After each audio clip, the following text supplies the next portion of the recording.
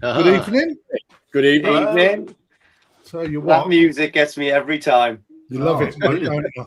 I love it. I tell you. How's the week been? Anyway, before we get into that bit, Mr. Chris Giles, thank you very much for joining us. For those people that don't know, Chris is the managing director at SKS Selective Koi Sales. Been around in the hobby for about 10 minutes. Don't really know quite a lot. Has probably seen more than he ever really wants to ever see. But we're going to dig into you in a minute or two, Chris. We're just going to do the round robin and a catch up with the normals, and we'll pick up some people in the stream while people start building in. That is. So, how's the week been then, Dave? Any good?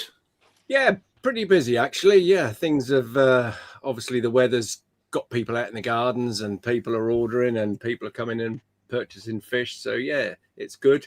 I mean, a little bit different from a week ago when we were sweltering in 35 degrees, but yeah, this week's been okay. And I must say, this came crashing through the door, and I mean crashing. Another book. Got one yet. Another book. Thanks, Liam. Yeah, so all in all, yeah, a good week. Lee? Yeah, again, another busy week. Yeah, just kind of a lot of, I'm basically still prepping for the koi show. I want to try to get there with a bit of a bang. So it's all about administration for me, concurrent activity, ready for the show. So it's not that far away. I mean, you and Dave are a seasoned professionals, so you don't worry about it until 5 minutes before. But I mean, someone like me, there's a lot of stuff to get, for the show. When you've actually got it and it's just stored then for the show and time again. But when it's your first show, there's actually a lot to think about. You know what I mean? And I'm sure more than you ever imagine, mate. Yeah, exactly. So anyway, yeah, that's what I've been doing basically. Right, there's something just popped up here. I don't know what this means. Evening all, Crafty. Ask Dave if he's got the GP on next to him. Do we know what that means? The GP? Is the MotoGP on? Oh, that's what he's probably on. The Grand Prix. No. I've let's have no comments on that because I haven't finished watching. I've got it recorded, so please. Hamilton's won. It's not even raced yet, but yeah. Oh, isn't he? I'm out of the loop. I won't touch on it. I've had a few spoilers all day, Dave. So I've been a bit like, I won't tell you, Alf. But see, Chris is clearly the most intelligent one out of all of us because he knows exactly. Terribly not. Definitely not.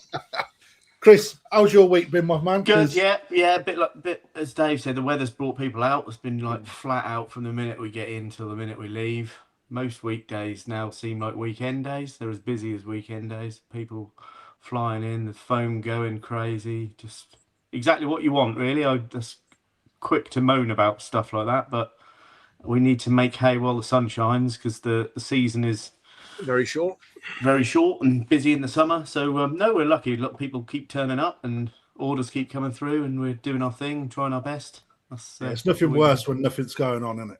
It's like I haven't had that for quite a long years. A lot of years. I'm on about customer base, like when no one's coming through the doors. It's like wintertime is dreary, isn't it? When you have days where you don't see anyone. Yeah. But unlike us, though, I mean, I've had a busy week, but enough about that. Unlike us, you've got a wholesale business as well as retail, haven't you? Yeah. So you and yourself is like 50 times busier than us. Yeah, juggling everything. You've got little post-it notes stuck everywhere. Ring this person. It's all just trying to keep people happy the whole time. Make sure they got their orders on time. Make sure customers are getting answers. Everything needs an answer. There's a million questions every day, and you have to do your very best to sort them out as quickly as you can. It's like working behind a really busy bar when there's people waving orders at you, and you have to serve the first ones first and try and keep it fair. But yeah, we do our best, and we're lucky with the people that work for us and everybody involved. So yeah, we're lucky, really. Yeah. But yeah, I finish the day and I'm shattered. And and then quite easy to just watch I could quite easily just sit down with a glass of wine and watch Clarkson's Farm. Oh, new season's out, isn't it? Free, isn't it? That's what I was planning a few weeks ago. But Well, KD, let's not put that on there. So. Oh, it's in your view. Yeah, there you go. Bloody greasy old plate on the island while people are watching. oh, the dog's looking hopeful. You could have a crumb on that plate and he'd be wanting it. But Yeah. so Yeah. there's going to be quite a few people. So today we're going to be covering quite a few topics, and I want to thank Chris for coming on because a pretty new platform that's been received fairly well. I think we hit around 2,000 views on last week's episode combined. And for those people that haven't yet, whack the like button because we want to put as much exposure out there. And by hitting that like button, it just helps the algorithm on YouTube to push it a little bit further. And also, whoever you're watching, because it's streaming on all 3 platforms now, if you haven't already, put a subscribe on it and a notification bell. So that's all the YouTubey stuff done. But Chris, we want people like you to come back time and time again because there's always new stuff going on. And Chris today has agreed to come on because there's a couple of products that we want to speak about. One being the KiGen Koi Food, as in, so those people that don't know, I got a lesson off of Chris because I've been pronouncing it wrong. It's actually KiGen, as in Kevin Keegan. There you go, just to prove I read your email. Yeah. Yeah, so everyone remember it's KiGen, and we're gonna deep dive into that a little bit as well. And I've got a little 2 or 3 minute video from the person that's put all this together. What's his name, Chris? Theo. Yeah, and we'll talk about Theo in a bit more detail in a while. And then after that, we want to look at a bit of mountain tree. And then, Chris, you've been to China a few times, so I'm going to give you a bit of a shin kick on that as well. And then, and likewise, being a first time guest, this is a conversation rather than an interrogation. So please feel free to ask questions back to us as well and put us under the cosh as much as we will you. I'll try my best. And we've got just over 100 people in now, which is perfect. And likewise, audience, we're gonna dissect the food a little bit. But I'm probably going to keep it towards the end of the show to keep everyone hanging on. So think about anything that we're talking about, any questions, put them in. I'll pull some up during the broadcast, and we'll do a bit of a Q&A towards the end, depending on how this flows. And what we've found is, Chris, that the couple of hours that we're broadcasting is never enough time. So, we may be like dragging you back, kicking and screaming another date to maybe have an update on certain things. I've never really got involved in anything like this because I generally tend to keep away from the camera and just do my thing. But I don't know. Once that sounds familiar. Yeah. Mate. Yeah. But it's an important thing, and people keep saying, "Oh, why don't you do a video and do a video here?" And as much as you resist it for years, you do have to embrace it at some point. Absolutely, and that's what I'm doing now. But before we get into this, because I want to touch on a few questions for you directly. You throw them back to us if you want, all right? But for those people that don't know you, Chris, number one, how did you first get into or involved in koi keeping? And what was your journey from being a hobbyist to a managing director of a very successful big time business in the koi world that has been trading for many years? Now I'll hand over to you and see where you take us on the start of your journey.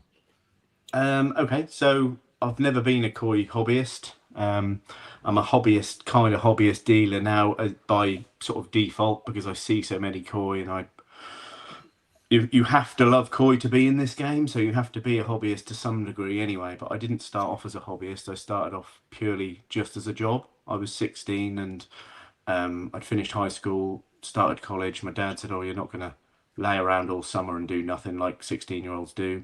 You can go and work for my mate Andrew making cups of tea and sweeping the floor." So that's what I done. Went to SKS and thought, "Well, this is quite nice, catching fish for people every weekend." And then after a few years, we started the wholesale business as well and became a part of that and helped that grow and made the catalogue and things, and then 28 years later we're where we are now. We've got 3 big warehouses and the big retail premises. Lots of good staff that are happy, I think. And and that's what we do now. And 3 years ago, Andrew made me a joint director with Andrew and also his business partner Kath, who passed away 5 years ago, her son David. So the 3 of us are equal partners and owners of the business. So you go to work every day and think, well, I couldn't do anything else because this is all I've ever done. Probably not much good at anything else anyway, so that'll be a waste of time. But I enjoy it, and I think you have to enjoy the business because it's so all-encompassing. It's not a 9 to 5 where you can it's not like working in Sainsbury's where you can turn up, clock in, clock out, forget about it all. You're constantly on the boil with it, as you guys know. You do the same as what we do. You're worrying about whether the fish are all right, are they going to travel okay, everything. But you have to enjoy all of that, which we do, and that's what keeps us going, really. I go into work excited most days about new stuff, new products, meeting new people. I think the people is the biggest, the best thing I find in the whole thing. You meet not just people in England, there's people all over the world, and you're all connected just by koi. You're connected with koi, so it's amazing. You can be in a koi show and meet all the top koi bods from all around the world around one table, and you're all connected by these colourful fish that we're all involved with. It's quite mental, really. I've never really thought of it like that. But I think the people you meet and the experiences you get are the things I'm lucky that I got involved with, really. I never set out to be a koi person. I just sort of by default ended up doing what I do and enjoy it and push it a bit more and work a bit harder and keep turning up. And that's it. Yeah. I don't think there's I don't think people realise how many hours we actually do put in. I mean, I've already done a 10-hour shift before starting this tonight. It's in the background, as you know, Chris. We was testing yesterday and preparation for the show, and that's on top of me looking over 4 businesses. So and Dave and Lee are both. I mean, Lee's got now 2 businesses and a young family. Dave's old, so even one business. He's not that old. Even one business. Yeah, but he's got a lovely lady he's got to entertain as well. I know he puts a lot of effort into that. And I mean that's so true. I mean, Lee, since you've been you do your YouTube, which is a second job anyway. Yeah. How many extra hours are you finding it now? You've got that premises open. Yeah, so mate, I'm up at like 10 to 7. Come down here, observe the fish, do bits and bobs. Then I go to the studio at about 7:30, draw until 10, tattoo until 6. Come back here and observe the fish again and do bits and bobs. And then obviously my days off then are where I graft. So I mean, I don't think Yasmin's actually grasped how little time I'm going to have from now on. But she knows now because she'll be watching. So maybe. Yeah. But a lot of effort goes into it. But I think koi dealers put the effort in because they are dealer hobbyists as well. You have to be passionate about the koi to do it. I think if people start a koi business purely as a money maker, there's a million there's a million less stressful ways to make money. Yeah, you have to be a. And you ain't making a lot of money in koi anyway. That's a myth. Yeah, people think you can buy one for 50p and sell it for 1,000, don't they? But they forget about the myth.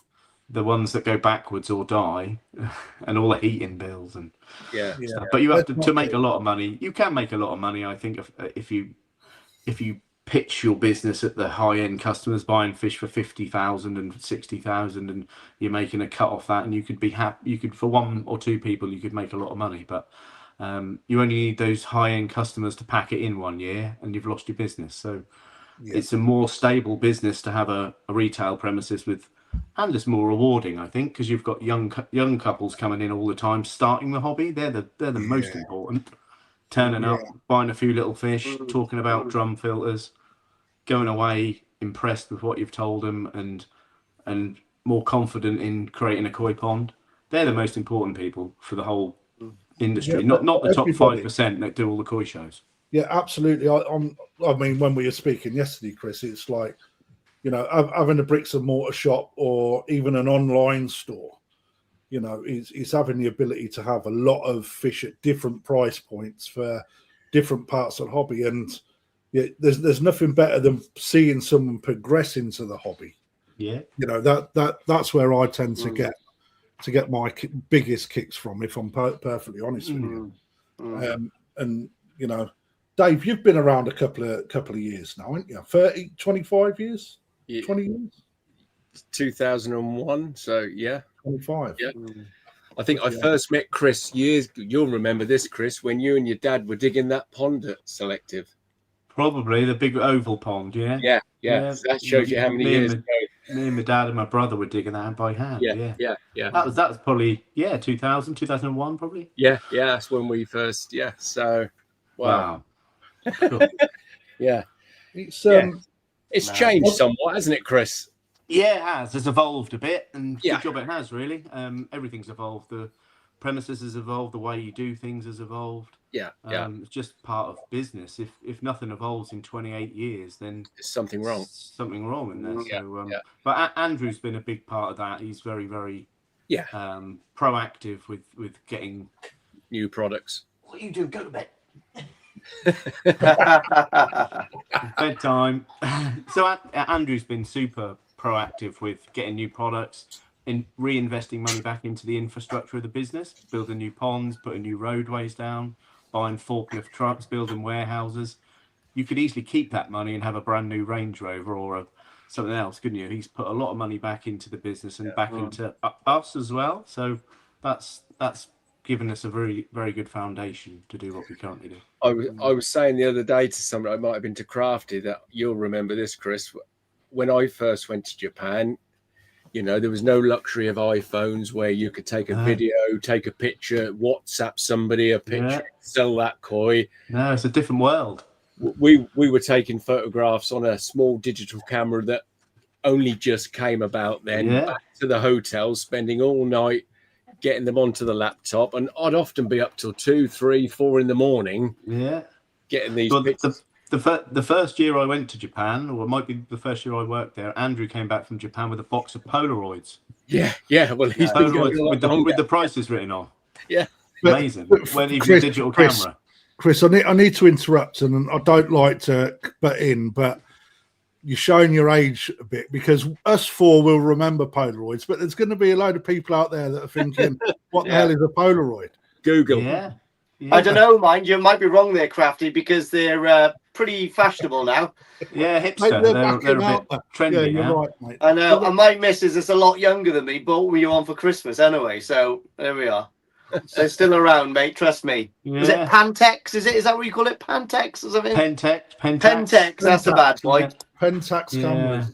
But when you're going back to the good old days, well, I don't know whether they were good old days, but the old days, there's a lot of, when we were talking the other day, Crafty, on the phone about, there's a lot of dealers and hobbyists and people who have only entered the koi industry now in the digital age. They forget there was a time before that where your only social media was a guy coming in with a photograph or something, going, "Look at my pond," and just talking to people like that. And there was no internet. Imagine the world with no internet. It was like madness. But the hobby, that was what it was like when I started, and it was different. It was so long ago, I can't really remember what it was like. But and that's why it's important for things to evolve and these things to happen, new products to come out, and people talk about them. And it can only be good. I think it's good.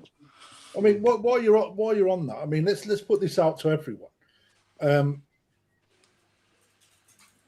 With regards to social media, is it good or is it bad for the hobby?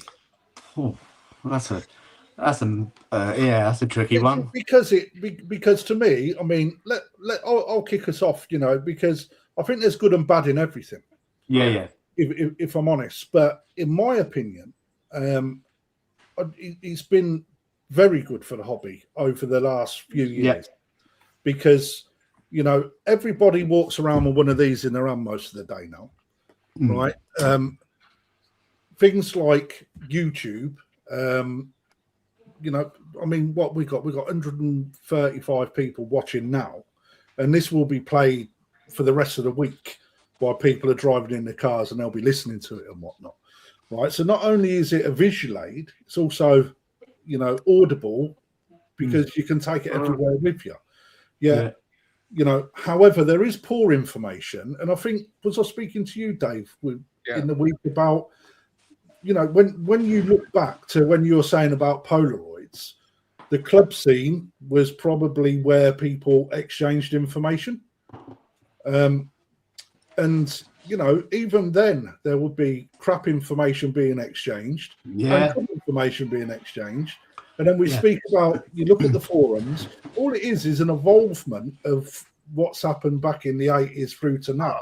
I don't think anything's changed, Crafty. I think years ago it was forums, Facebook pages, and it's like everything. On some you got really, really good information, on others not so good. And I think this is just, like you say, it's the same it's just evolved to this now instead. And I'd like to think on the whole there's more good than bad. I think so. I think the good outweighs the bad. I think so.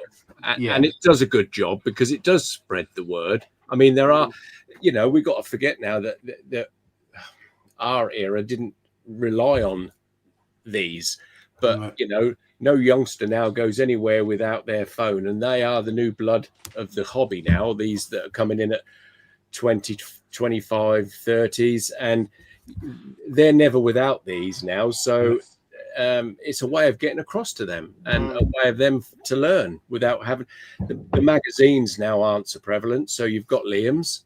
So it's not like they can pick up a magazine anymore, 2 or 3 different magazines to get an opinion. It's all out on social media now. And it's the same, I think, you know, like my grandfather had koi ponds. My father, I can remember first seeing his koi pond in like 1985, I think, something like that, you know, in West Wales. But I think the difference in social media now and the internet and all that kind of stuff is you can get things quicker. You can learn things quicker. I mean, you know, products can be produced quicker and tested quickly and all that kind of stuff. I think it's just that probably every hobby, not just a koi hobby, has sped up. Everything's sped up. You can get better at something quicker. And that's information is instant now, you know. You used to have a chat in the pub for 3 hours just to learn. That's something. right. That's right. It's the same as selling fish. You know, when back in the day when you're using Polaroids. Seeing it, going to Hiroi, taking a picture of a fish, by the time that fish actually gets to be seen by the customer, could be when you come back from Japan and present it to him. And then you've got to say to the breeder that you want it. I mean, it's a long process, isn't it? Now it can be done in the mountains with Wi-Fi instantly. Within seconds, Yeah. I think overall, social media is there, as Dave says. It's evolved. It's an evolution of what we do. You can't ignore it. You can't bury your head in the sand and say, "Oh, I don't do Facebook. I don't do YouTube," because that would just be stupid. I think there's just the only sort of bad bits are it's open to everybody's opinion. I don't know. It sounds bad. Like everyone shouldn't have an opinion, but sometimes you get, let's be honest, complete idiots like ruining it for everybody else. And negativity as well. You get like just mindless negativity. People just going blah blah blah, just wanting a reaction, and those little things. I think if you can sift through all that, then it's jolly. Most people get weeded out fairly quick, though, Chris. Yeah, you know, and people get found out quickly. You know. It's like Lee was saying. I mean, you can sit. A hobbyist can sit at home now, have an issue at 6 o'clock at night, and think, "Oh, I can't phone my dealer till 9 or 10 o'clock in the morning. Let me go on Google, or I've seen somebody who's put a video out, maybe can help them with their problem." And I think this is one of the massive advantages of it now. It's just 24-hour information. 24-hour information. And I think I truly believe it got shifted on many years quicker because of COVID, because of course nobody could communicate during COVID, so the videos were made And I think that's where it exponentially went massive during Yeah. COVID, YouTube and I mean, what does everybody in the comments like? You know, we got a massive audience, over 150. Thank you everyone That's for really tuning good. in. Thanks, guys. Imagine everybody in a room now, and it's just us four sat on the stage. That's quite a big old chunk of people. Chris, Oh, I'd be too embarrassed. I'd have to hide it. I wouldn't like that. no, we can't see them, can we, Chris? So, what do you guys think? You know, let's have some comments off you. Is social media good or bad for the hobby? Let's see. You guys live it. You know, we're just talking it from, you know, a different standpoint, I suppose. You know, But so as hobbyists, I mean, how do you see it? Chris will back me up. I think obviously social media as well. Listen, everyone in the koi industry, the main topic is how do we get younger people into the hobby? Yeah. It's a constant thing, isn't it? And I mean, it is difficult because to get a koi pond, realistically, if you haven't got an understanding parent, you got to own a house, right? And that's how it is. But I think with social media is kind of a young thing, isn't it? Realistically, and this kind of platform is where you can brand things to get younger people in, you know, more funky branding, make things a little bit more cooler to make these young people come in. I think it's important. I think social media is going to be the evolution of koi keeping and every hobby there is. I think, you know, without this, we'd still be in the dark ages. Yeah. You know, I mean, I can remember when we first come into this and set the business up in 2001. We got a website which cost quite a bit back then, and there weren't many websites. Chris will probably remember back then there wasn't many websites, and we got questioned quite. Why do you want to be doing a website? Yeah. And now you would not dream of having a business realistically without some sort of website to back it up with. You know, so, and I think this is where social media's gone. You know, us, especially the likes of me, used to think we could stumble by and ignore it. Yeah, but you can't bury your head in the sand with things. No, like you that. can't. You can't ignore it. You've got to embrace. You've definitely got to embrace social media and just try and enjoy it. Yes, I think it has to be social. It has to be sociable, and it has to be fun. As soon as it gets to negative and nasty and horrible, then I'll switch it off and go and sit in the garden. I think that's and as long as you can make it informative as well, Chris. Yes, yeah. That's a big bonus, I think. So, but also on the flip side, to throw caution to the wind as such, I think you need a balance between real life and social media as well. I think you need to go out and sit and switch your social media off and look at your fish and enjoy your pond. Yeah, and enjoy outside and that sort of thing. I'm not saying all the time and scrap your social media, but I think a nice balance doesn't just apply to the koi hobby. It applies with everything. I mean, we've all seen people sitting there not talking to each other, couples at dinner, and that's a big thing, isn't it? So, I mean, I think it's not just in this country. I mean, Chris, you'll know. Look how many breeders now are on Facebook. Yeah, Instagram, TikTok, a lot. Yeah, they've all embraced it as well now. I mean, I've even seen recently Ueno is on Instagram. I mean, you know, I would have never have thought somebody like Ueno Sam would have been on there, but he's now on there as well. So, do you know, Dave? So when I go to Japan, I do the vlogs every day, don't I? Going around all the farms, mate. It's hilarious. I'll turn up at like. I just turn up at a farm and they'll go, oh, we seen you yesterday. You were at Heroes. So they literally watch my videos, so they know what's going on about the mountains.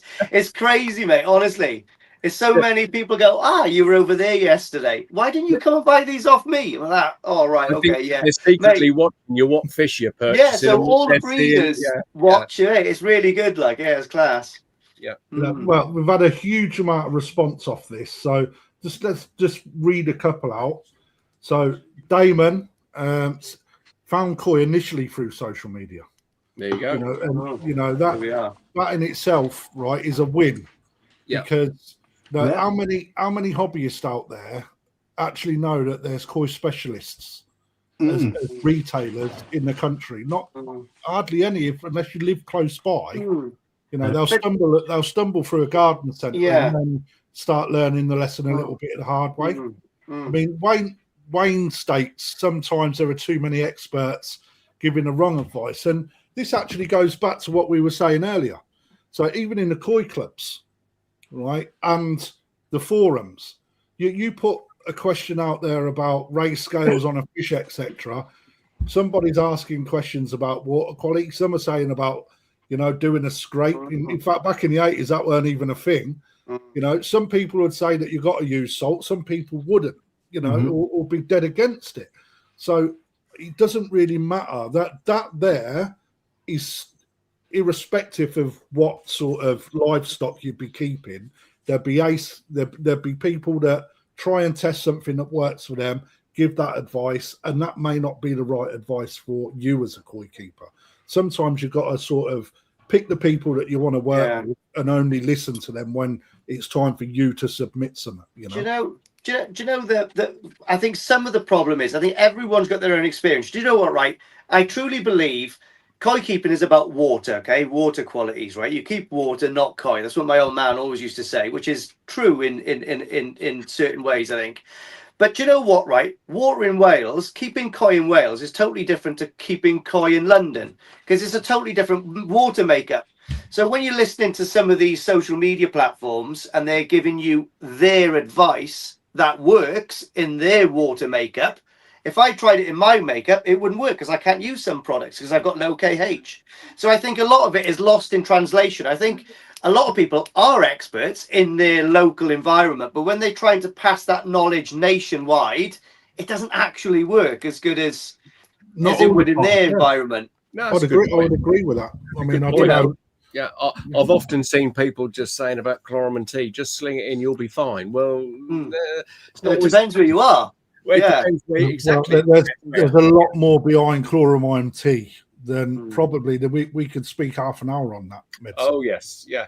I mean, people just don't realise how critical certain parameters are to use that, and to be dosage rates as well. That it can soon become a lot more toxic. That's the word, not lucrative. Yeah. That's it. We'll talk about medicines on another show, I think. Yeah, of course. Yeah. Colin Holland states that him and the girls hardly watch mainstream TV anymore. Yeah, I mean, a lot of customers come in and say that. To be fair, Colin, he never stops me. Oh, you need to do something. You need to do something. Now I'm doing it. I don't hear from him, so that's a good thing. Luke Bonsai, social media has took over. Well, it has. You know, everything's digital now, isn't it? So I agree. Michael Lawson, hiya, mate. Hope you're well. In my opinion, it is as good. It's good point and place, but there's too many people that give bad advice. And again, I think that comes down to who you take advice from. You know, people learn irrespective, you know, right way or wrong way. Yeah, I think go on, Chris. Sorry, mate. No, I was just saying. I think some people need to stick with one source of information or one koi dealer or something. Put their faith behind them and stick with that. I think the problem comes when they're getting conflicting advice from left, right, and centre. Confuses everyone. They end up not getting the right advice from one person, getting the right advice from another, leaves a bit of a bad taste, kills a few fish, and then there's a negative impact on the hobby. I think find someone you like and you trust and you has always looked after you, and stick with that. It's mad, isn't it? We all say the same info. We've all got that same advice, to be perfectly honest, haven't we? You know, it's just whether or not people heed that advice, because I'll be negative here, but not purposely. It's more of a positive than a negative, or a positive from a negative. If lots of koi customers listened and done as you asked, sometimes they wouldn't have as many problems as they find themselves having. Yeah.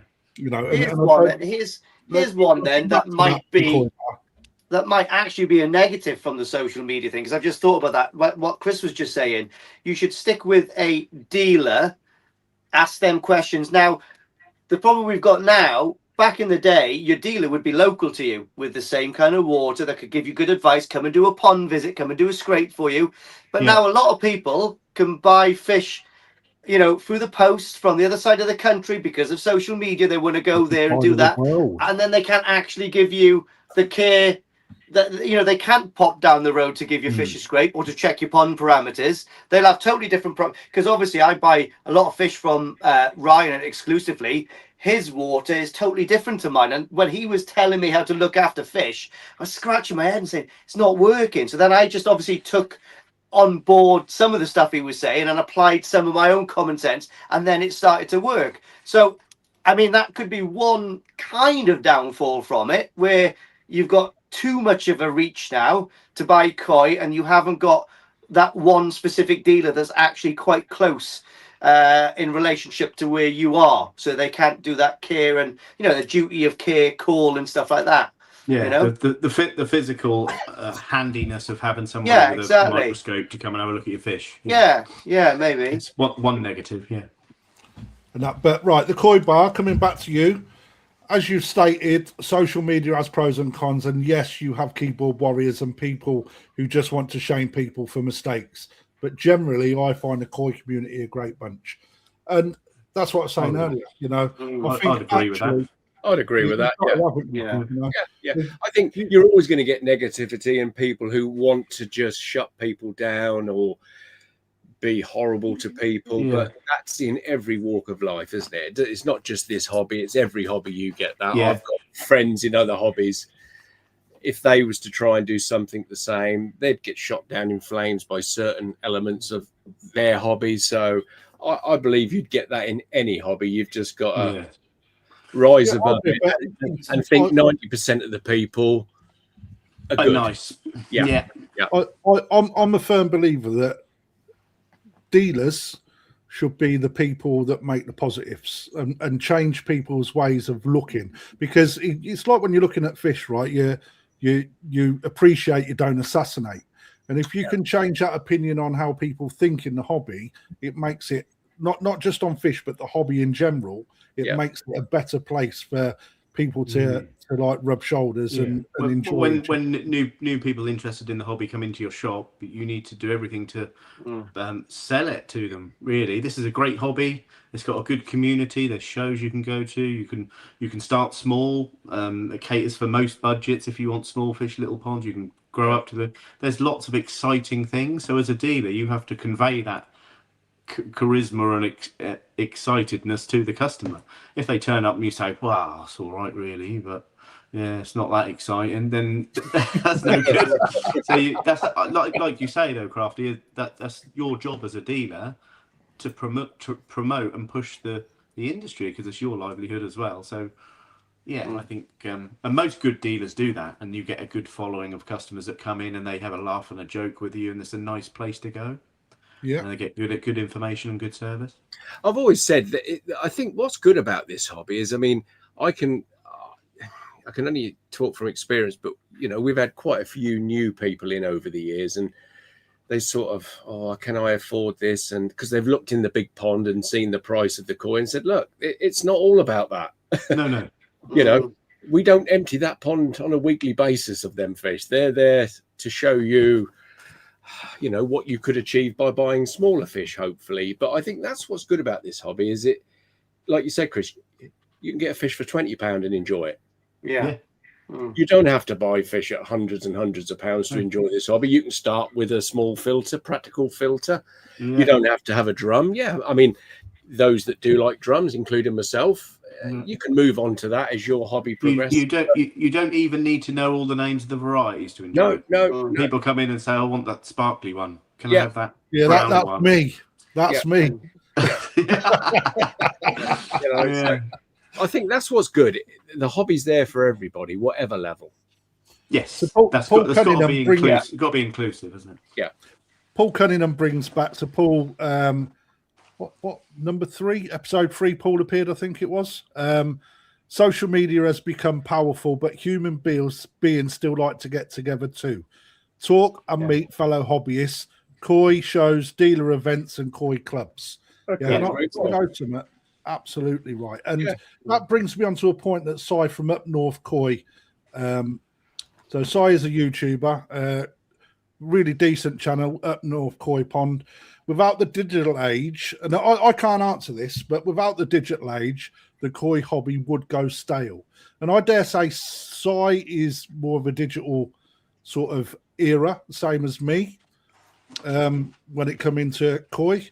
I mean, so let's throw this to you, Chris, and you, Dave. Yeah, I think any hobby would go stale without the digital age, really. Nowadays, no question, it would. No question. So yeah, in fact, it's hard to imagine the koi hobby without any digital involvement. We'd still be carrying Polaroids around, and I mean, here's. I mean, I work with koi all day, often 12, 13 hours a day, but I still sit down in the evening and watch the young man down in when he's in Japan. Now, what does that say?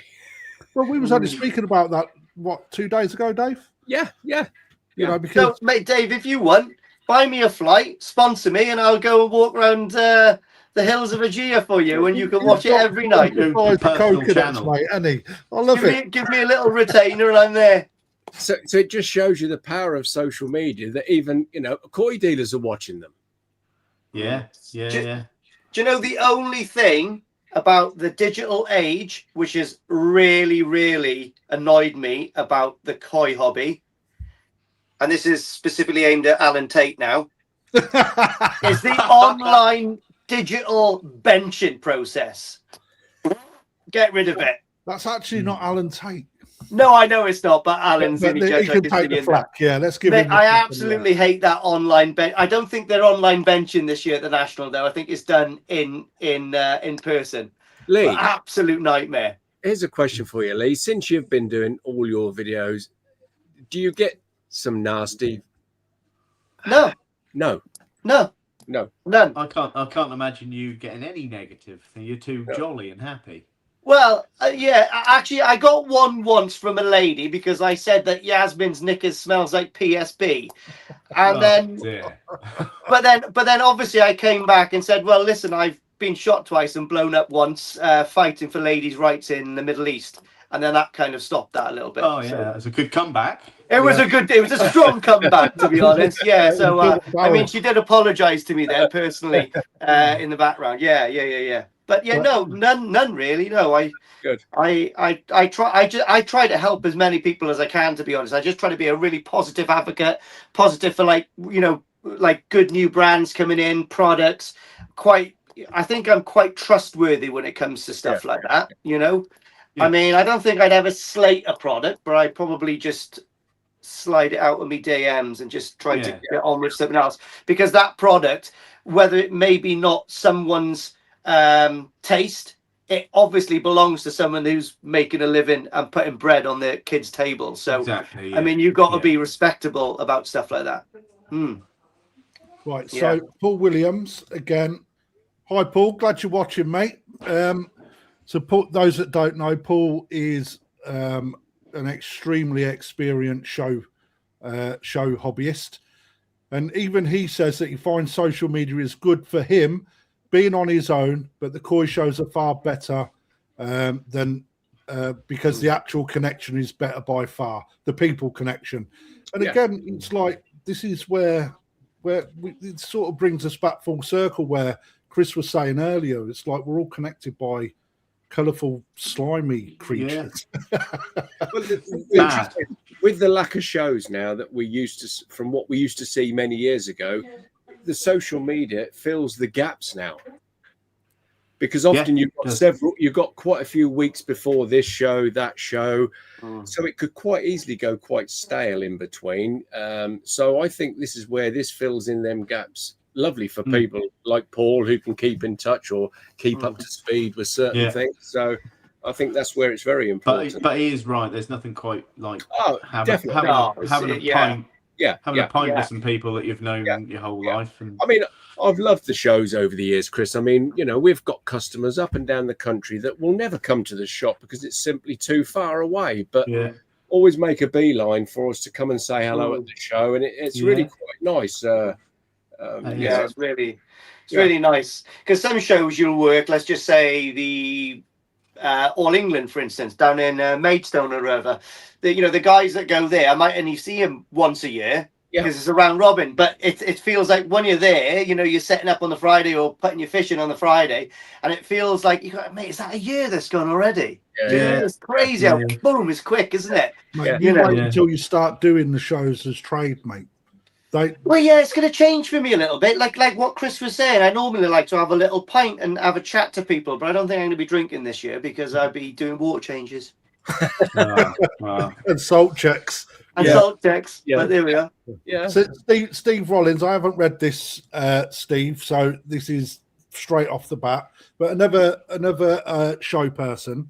Regrettably, too many people on socials give advice without asking questions to understand the person's setup and events leading up to the issues being experienced. So, for example, this has happened, that's happened, and it's gone straight into you need to do this, that, and the other without having a full understanding of the bigger picture. For example, Lee's comment in CT being an example, and that. So, again, this is where, as we all say, work with people that you trust. Quite often the best people are within your own catchment area. And what I mean is, Lee's in Wales, I'm in the Midlands, Dave's right on the coast, so he only knows about 5 people. Chris is more inland. But everybody around that area tends to have the same water setup. Do you know what? I probably could have a personal assistant for the amount of people that message me about problems with their koi and their ponds, and I'm like, I'm the last person really out of the whole 4 of us that people should ask because I've got the less experience. But I try to even not really say anything now, because trying to diagnose a problem off a text when you've not, like you're saying, if you've not seen the pond, you've not seen the setup, you don't know the water makeup, it's impossible to diagnose anything. It really, really is. So I always say, go to your local dealer, wherever you're buying your fish, go and ask him. Again, local area, he can come out and do everything. So there are some things that you just cannot do online or with social media. There are some occasions where you do need to physically walk into a shop, look somebody in the eye and say, what do I do? I'm in trouble. I need some help with this. And you can get it sorted out.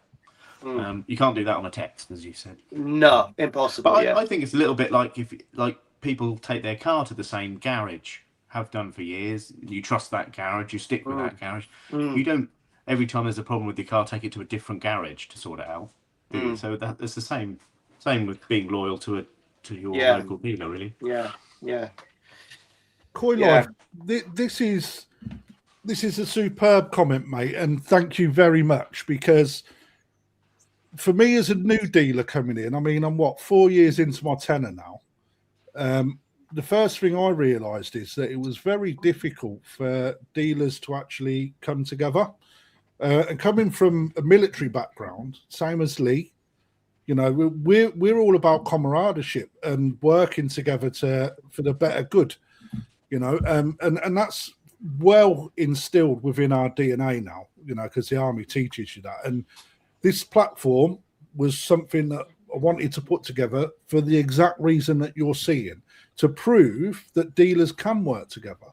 And just wait until you see the lineup. I'm not gonna tell you people that we've got lined up, but we've got a lot of people that have approached and want to be part of us, and people we've reached out to that also want to be part of us. So this is, in my opinion, the first step of showing everyone how good all of us koi dealers can be and work together, because ultimately there's enough customers for everyone, and we're scattered around the whole of the UK.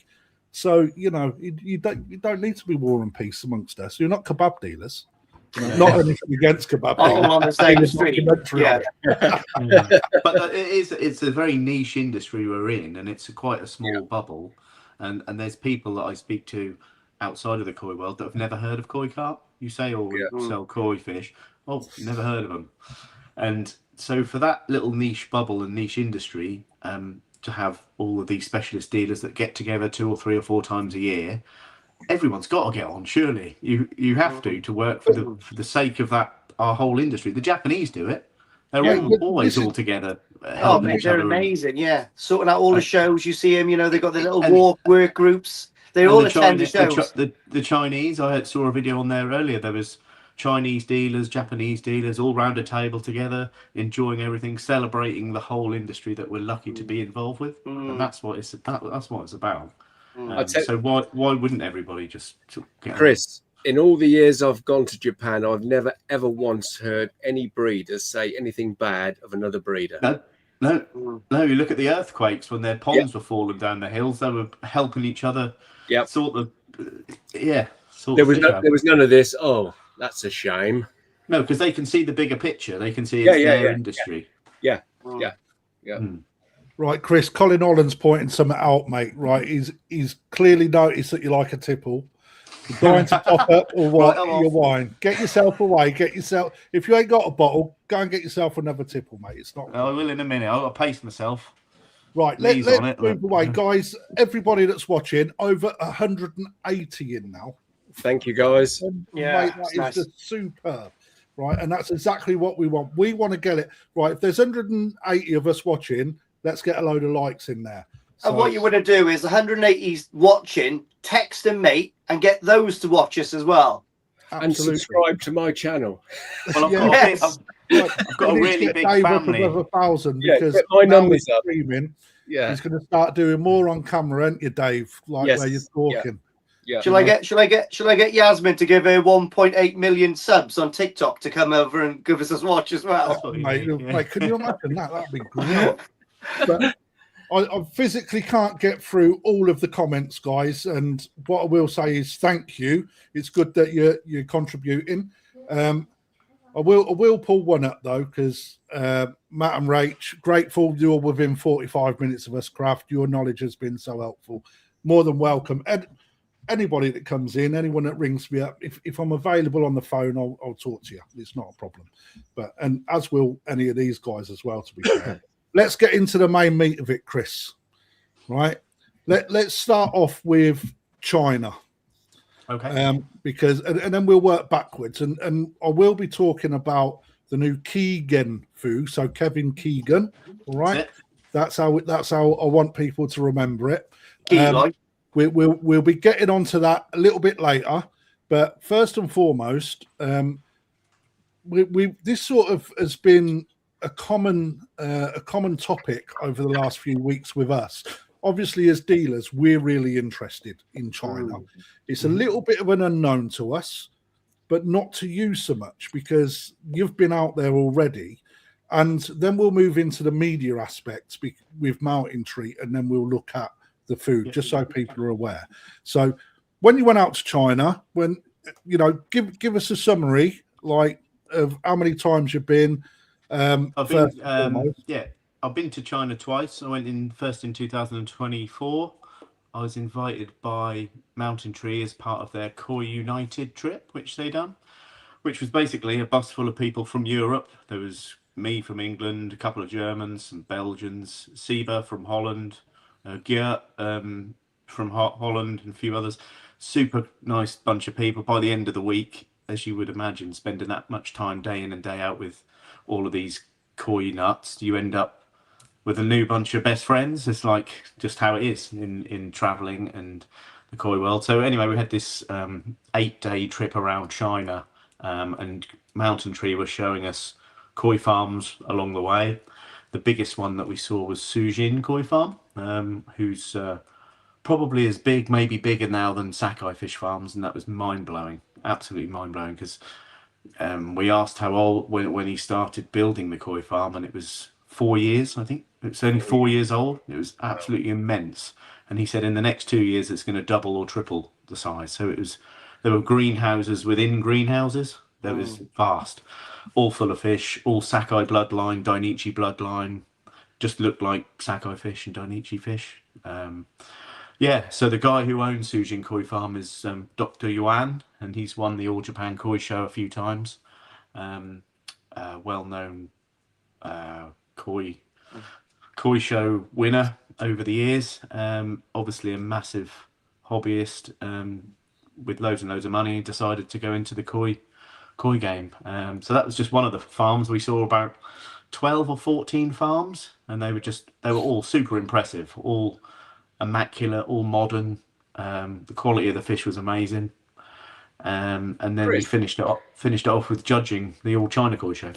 Chris, were they breeding from their own bloodlines, the other farms, or were they generally again from the big bloodlines from Japan? There was some and some. So Sujin was breeding from Japanese parent fish in some cases, and he was also breeding from second or third generation koi that originally came from Japanese parents. So they were, I think they have to be 5 or 6 or 7 years old down the line to be classed as domestic Chinese koi. Yeah. But one of the farms on the recent trip in 2025, the last farm we went to was a farm called Gobin Koi Farm, and there's I wrote a little bit in Liam's magazine this month, and all of his fish are Chinese domestic bred.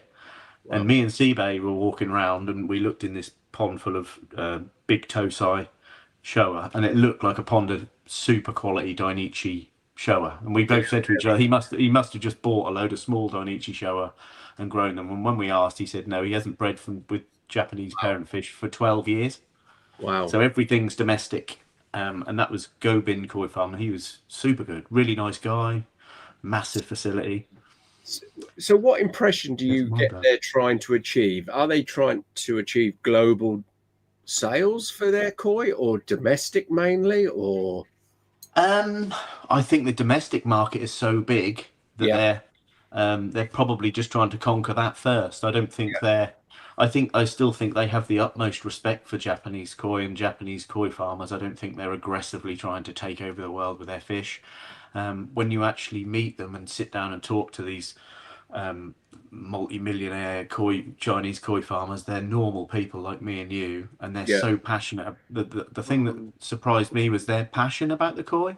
I was expecting it to go bowling into it, finding it a highly industrialized koi factory, when they were as excited as when you go to Japan and two koi farmers are talking excitedly about a new fish they're bred. And same in China, the level of excitement and genuine passion was up there. That was super good. Mr. Pan, who's the guy he's won the All Japan Koi Show 3 or 4 or 5 times. Yeah, he organises the whole Chinese Koi Show, and we spent quite a bit of time talking to him, interviewing him, and his knowledge and passion is admirable, I would say.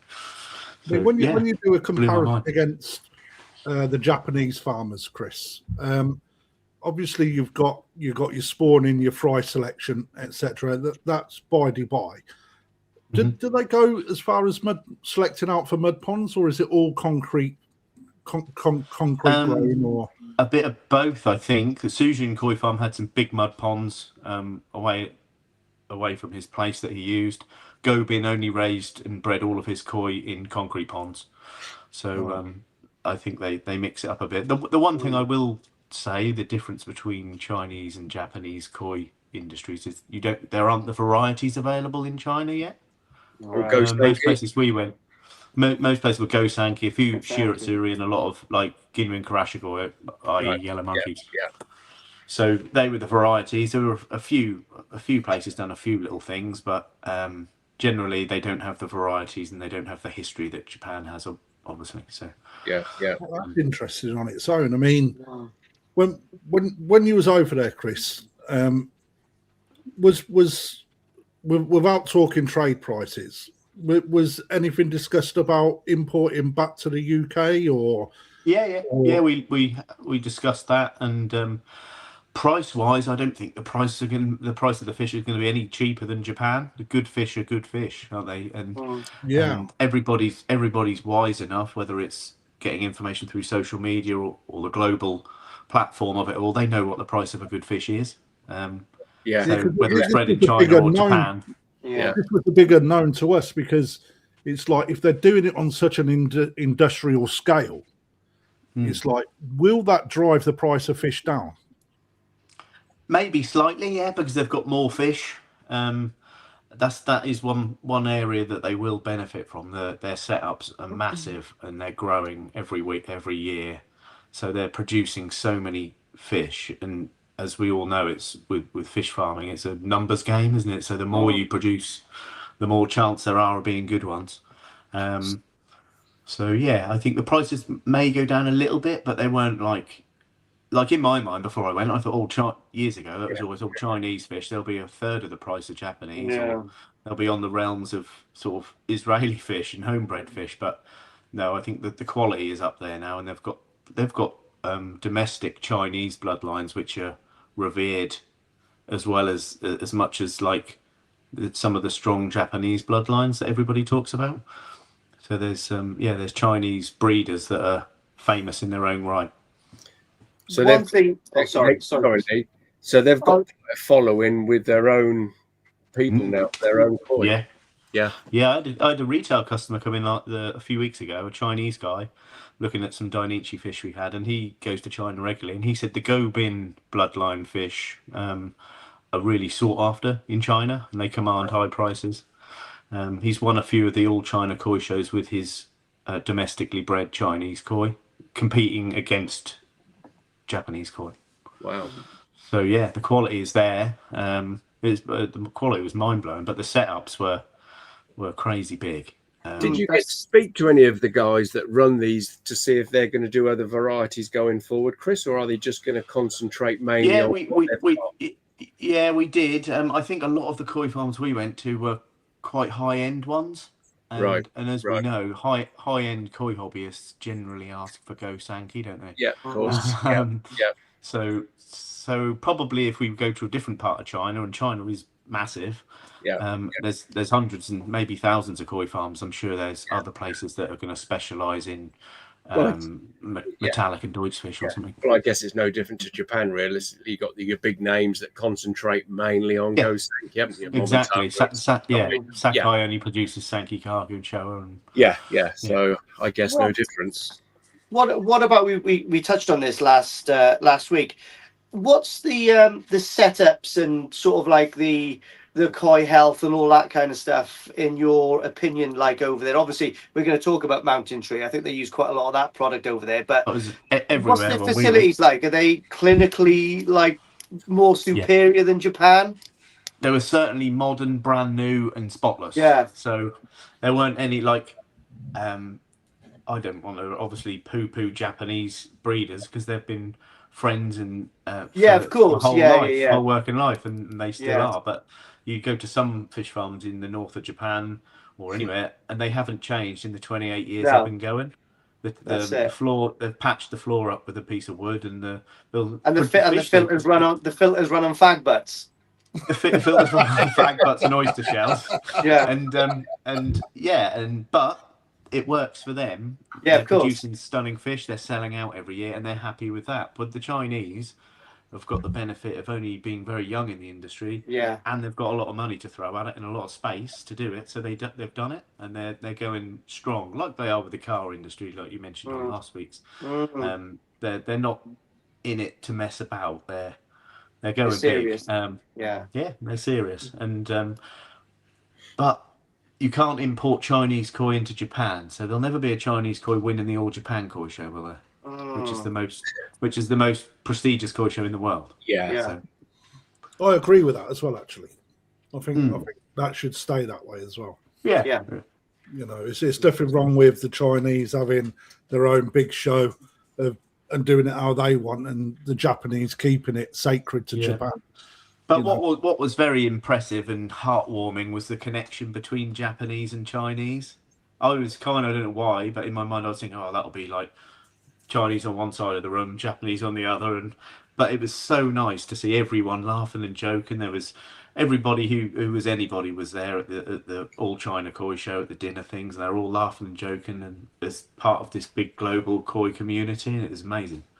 That was super lucky to be involved with that, really, and that was all down to Mountain Tree inviting me over. Amazing. What are they doing differently over there, Chris? What are they doing differently? What are they doing differently over there in comparison to the Japanese, other than scale? I don't know. Really, the fish looked as good as Japan to me. Everything was done very similar to Sakai fish farms. I would compare it to big, modern. The fish, the stocking levels were similar sort of stock. Well, I say that Go Bin, when we went to Go Bin Koi Farm, stocked his ponds very, very lightly. He had some huge ponds with only 50 little tosai in, just swimming about, and they'd all bunch up near the feeder. And to us, that would be like a huge waste of space, really. But he said 50 is maximum, and that's how you get the best growth, the best development from my fish. But he had loads of space to do it. So. And are they all using mountain tree products with the matting and all the fish farms we went to had massive amounts of mountain tree filter media, but a bit like Japan, their filtration systems are different to ours. We're using drums and combis and moving beds, and they've got these big long troughs of oyster shells and baffles of jack mat and mountain tree mat and things. But they do use a lot of showers. Most of the big farms we went to had giant showers, and they were all full of mountain tree. Whenever we lifted the lids and looked in, they were full of them. So yeah, trying to incorporate the mountain tree into the filtration system that we've become accustomed to is one of my next challenges. So with our new greenhouse we built, we put combi filters on it, and we've used a small amount of moving bed and then a big chunk of submersed Lotus Root and spiral matting just to see how it worked. And from start up to about 6 weeks later, we had an ammonia spike that went down quite quickly. We put some filter start in and stuff, but the whole cycle seemed super quick to me. So I can only put it down to efficient filtration media. So we sold a lot of that for those situations. Looking at the Lotus Root stuff, Chris. Right, so we're in Gen 3 now. Would it be fair to me to ask you what the differences are through the generations, to see what lessons? I don't know much about Generation 1 because I've never dealt with that. In 1 minute, guys. We've only ever had Generation 2 and Generation 3. And I did actually share a little video today on our Facebook about the difference between Generation 2 and Generation 3.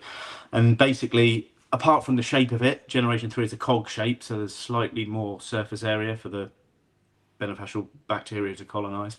It's also made with a different formula that releases minerals, so it releases magnesium, calcium, and things into the pond for up to 5 years. So yeah, it's not just a different shape to the other one. It's completely different formula with minerals that slowly dissolve into the pond. And when all the minerals have gone, the media acts as a filler media with bacteria on it. So would that counteract the requirement for clay in a pond? To some degree, initially, yeah. Obviously, the amount of minerals that it releases is very slow, and over time it diminishes. So, yeah, I would still chuck a bit of clay in because you can't really go too far wrong with that. But yeah, that's working ever so well for people. Lee's back. Let me just bring him back into the frame. I was just about to. I've got a great example of proper mature Lotus Root. Look at that. Oh yeah, and that one has full ecosystem on that bad boy. Yeah, tell it's you like what, a piece mate. of art. Yeah, it's lovely, isn't it? Wait, Chris is into his art, Lee. Get it in a box, get it sent over. Worth a couple of You million. love Easily, that. Glass dome. Yeah, I know. Yeah, it's probably that's just been running for about 2 years. I've done a small collaboration with them, and they sent me a few boxes of that down, and it's just been in the main pond, and it's great. It's really good stuff. It's been running literally for. Let's have a little look. It's been running for 2 years, and it's absolutely still rock solid. Because that was one of the down points on like first gen. It went fairly soft and spongy. Well, there was there was a batch in the initial days before we started selling it in the UK. There was a batch that just dissolved and crumbled. They knew about it. It was a faulty batch that had been baked at the wrong temperature or something. But they replaced the whole lot and moved on and onwards and upwards. But yeah, it's just one of one of those I things. mean, But no, I'd want you to try some Generation 3, Lee. We'll send you some. Yeah, You can try like and I said, put it's it in. funny enough, I've got a load of showers and they're empty at the moment. So it would be really interesting to try some of the new products. Perfect. Yeah. Yeah, that's what you Be need to really do. good. Because Yeah. the company, again, I bowled into the whole China thing, thinking this company are just going to be a big industrial money grabbing machine. And I couldn't be any further from the truth. They're all koi boffins, koi nuts. Yeah. Their office with, I know, 30 little computers in. They all had little aquariums and funny things Yeah. next to them. They're Awesome. all fish and koi and aquarium nuts. They had a R&D department that had all these amazing marine tanks in, because they do a lot for marine fish as well. Yeah, that's what they want in a Everything little was aquascape. That's what they'd have. They do them. They make little bits of little bits of lotus root with a little flower in a little glass dome. They produce all that. Amazing. Yeah. But the whole company are absolutely a wonderful bunch. I spent a couple of weeks ago. I took them all around England a bit and showed them what we do here. And yeah, they're really nice. And I'd like to keep pushing their stuff because I believe in it and I believe in them. Well, we're going to start stocking that now, Chris, after our discussions recently. Yes, I think you should.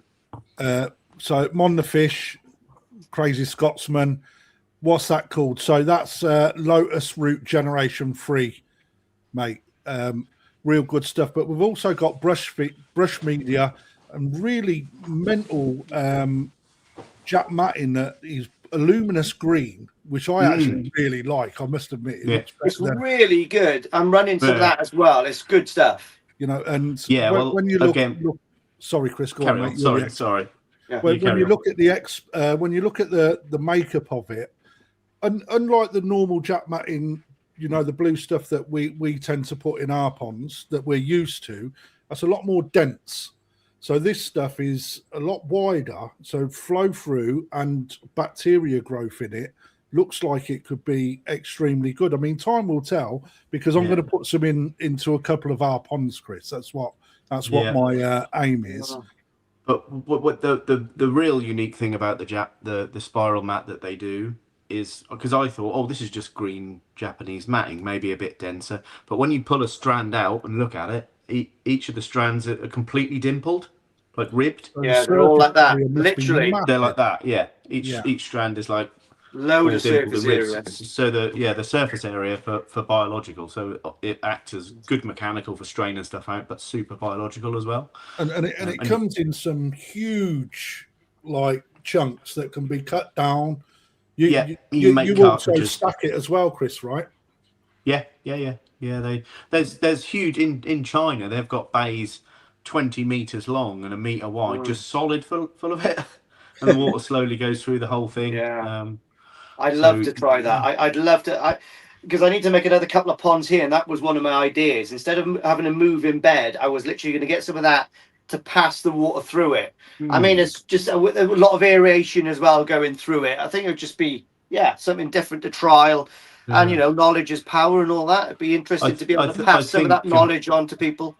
Yeah, I think the reason they use so much of that in China, and now obviously at Sakai Fish Farms is using all the mountain tree stuff, is because their systems are so massive. Because look, you could never put drums and moving beds and fluid beds or whatever on those giant ponds and in all those greenhouses.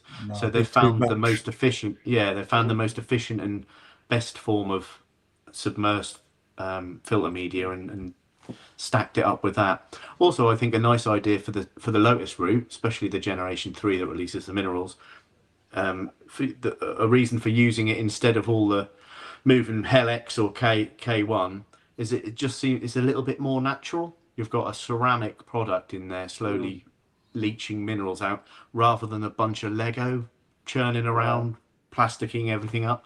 So in my mind, it just feels a bit more nice, and then it starts growing ferns out like yours, and more really beautiful there, aren't they? That's the first thing I look at when I walk into the main pond. Not the fish, it's just that one fern. I love it. See if there's another sprouted like. Yeah, it's been Matt. In fact, Cy from up north has asked a question: do the Filtro Excellent range have a dedicated combi unit that incorporates a drum style mountain tree bio?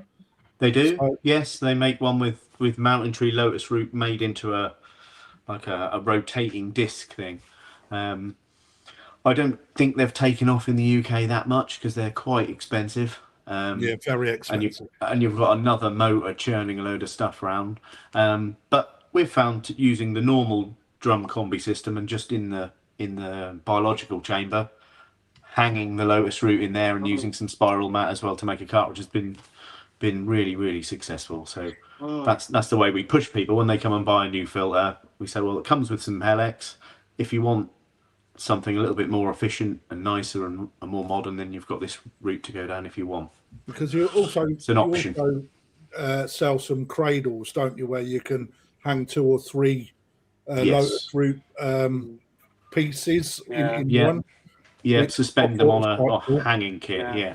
It's really well thought out. And you've got the, okay, it looks like pumice. You've got the small little ceramic stones as well, haven't you, that you can use. Yeah. There's a load of different products. It really is. They are coming out with new innovative things every year, to be honest. And I for sure this year, I'm definitely going to jump on some of that and really give it a good trial and put it through its paces as much as you can in the koi pond. I mean, But, while Lee mentions them, Chris, them little pumice stones. So I notice they're out of stock. When are you getting any back in? There's some coming. There's some on the way. They've been a little while, but they're on the way. They're the nitro rings, aren't they? Yeah. Nitro. Yeah, they're- pretty cool. Yeah, they look quite cool when I was looking at them in the week. Yeah. Yeah. Let's have a look. There was another Matthew asked Chris, maybe you can shed a bit of light on this one. How does Gen 3 compare to a moving bed? Let's say 100 litres of K1 in a combo drum or a bio chamber full with Gen 3. So I dare say that they're both designed to do the same job with regards to nullifying bad water. So I'm sure somewhere there's a bit of technical information that tells you exactly how many meters square of surface area there are on each piece of I've read it. Gen 3. There is somewhere, and also there'll be the same information for a bag of K1. So you can work out which has got the highest surface area. So K1 at a meter cubed is average around 1,400 meters squared. 1,400 meters square. Yeah, and that's a meter cube. Yeah, I don't know what the Gen 3 is per piece and how many you would need to make a meter's cube, but we could work it out. Such a gig to know that. How do I know that? But anyway, I can only really go on our experience with using one in our brand new greenhouse from scratch, a chamber full of, that's actually Gen 2. The startup process on the new filter was so much quicker. The startup cycle, i.e. ammonia up, down, and I can only put it down to that. Obviously, the benefit with Gen 3 over a plastic moving media is it releases the minerals, the magnesium and calcium and things back into the pond. I think that's superb. That bit beneficial alone is, that's really good, because it's amazing how quick that disappears out your water. Yeah. But if you check out the Mountain Tree website or look on their social media, they're always putting little videos explaining all of that. Yeah. Really nice little videos as well. So they're worth checking out. And there's no question a ceramic media will mature much, much faster than any plastic media. Yeah, I think all day long.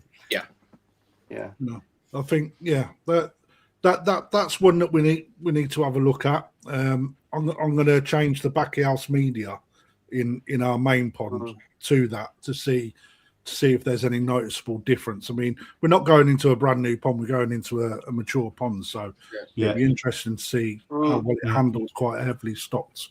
I've been selling it a while, Crafty, and I really do like this media. Yeah. With any product that, as you said, the best way to sell it is to have faith in it yourself, and the only way to do that is to use it yourself and try it. Yeah. Otherwise, you're just talking a load of old rubbish about something you don't know about. You've got to try it and use it and speak to people and get good results. You might try and it doesn't make any difference at all, and then you could be honest with your customer and say, "Oh, it doesn't make any difference at all." But in our opinion and our experience, it's matured massively quick, and all the ponds we've got it in are good. So that's all we can go by. Yeah. So Anyone interested in that product, hit any of us up. We're all stockists. But Lee, are you doing things like that, mate? I am going to, I need to talk to Chris, obviously. Yeah, you've got an account now, mate. It's like, Well, I'll sort you out, Chris. I think last year Chris sent me an email and a catalogue and all that kind of stuff. So probably in theory, I probably have. But it's a phone call away, isn't it? So, but Okay. I have had some people on the phone to me requiring drums and all that kind of stuff. So I guess I'll have to grow up and set up an account with Chris at some point. Yeah, see how your koi show goes first. Yeah, exactly. Yeah. It might be the first and last. Yeah. Yeah. Is there anything that you're aware of that's new on the range that exclusive you can maybe leak a bit of info on, Chris? I mean, it's a long shot, isn't it? But wow. What on Mountain Tree range or anything in particular? Yeah, Mountain Tree. They are bringing out a Generation 3 small media because the Generation 2 Lotus Root is they do bits that are that big and then they do a smaller version. Yeah. For people to break up and put in trickle showers and just get a more even flow through. But they're now doing the same small version in Generation 3, I believe. Because the bigger ones got a netting round it. Is that correct? Yeah, they all have a netting round. Right. Okay. Yeah. So Colin Holland's just helped out and sent me over some info. So 6,618 square meters per litre of surface area. So roughly a 20% increase over Gen 2. That's huge. Yeah. That is massively bigger than K1. So, and this is what I say to people all the time. You've got to research your products. And that's how you get to know what's really happening. I mean, it says to me Saturday, I didn't even know myself, but I did know K1, so I can get myself out of jail a little bit. So, right, shall we have a look at some KiGen stuff? I'll just quickly grab a drink. Get yourself a couple of bottles in, mate. You're going to need it. While we're on that, let's have a quick look. Any comments? In fact, before we move on to that, there was a comment that was made earlier on, and it actually fits to what we was just discussing to an extent.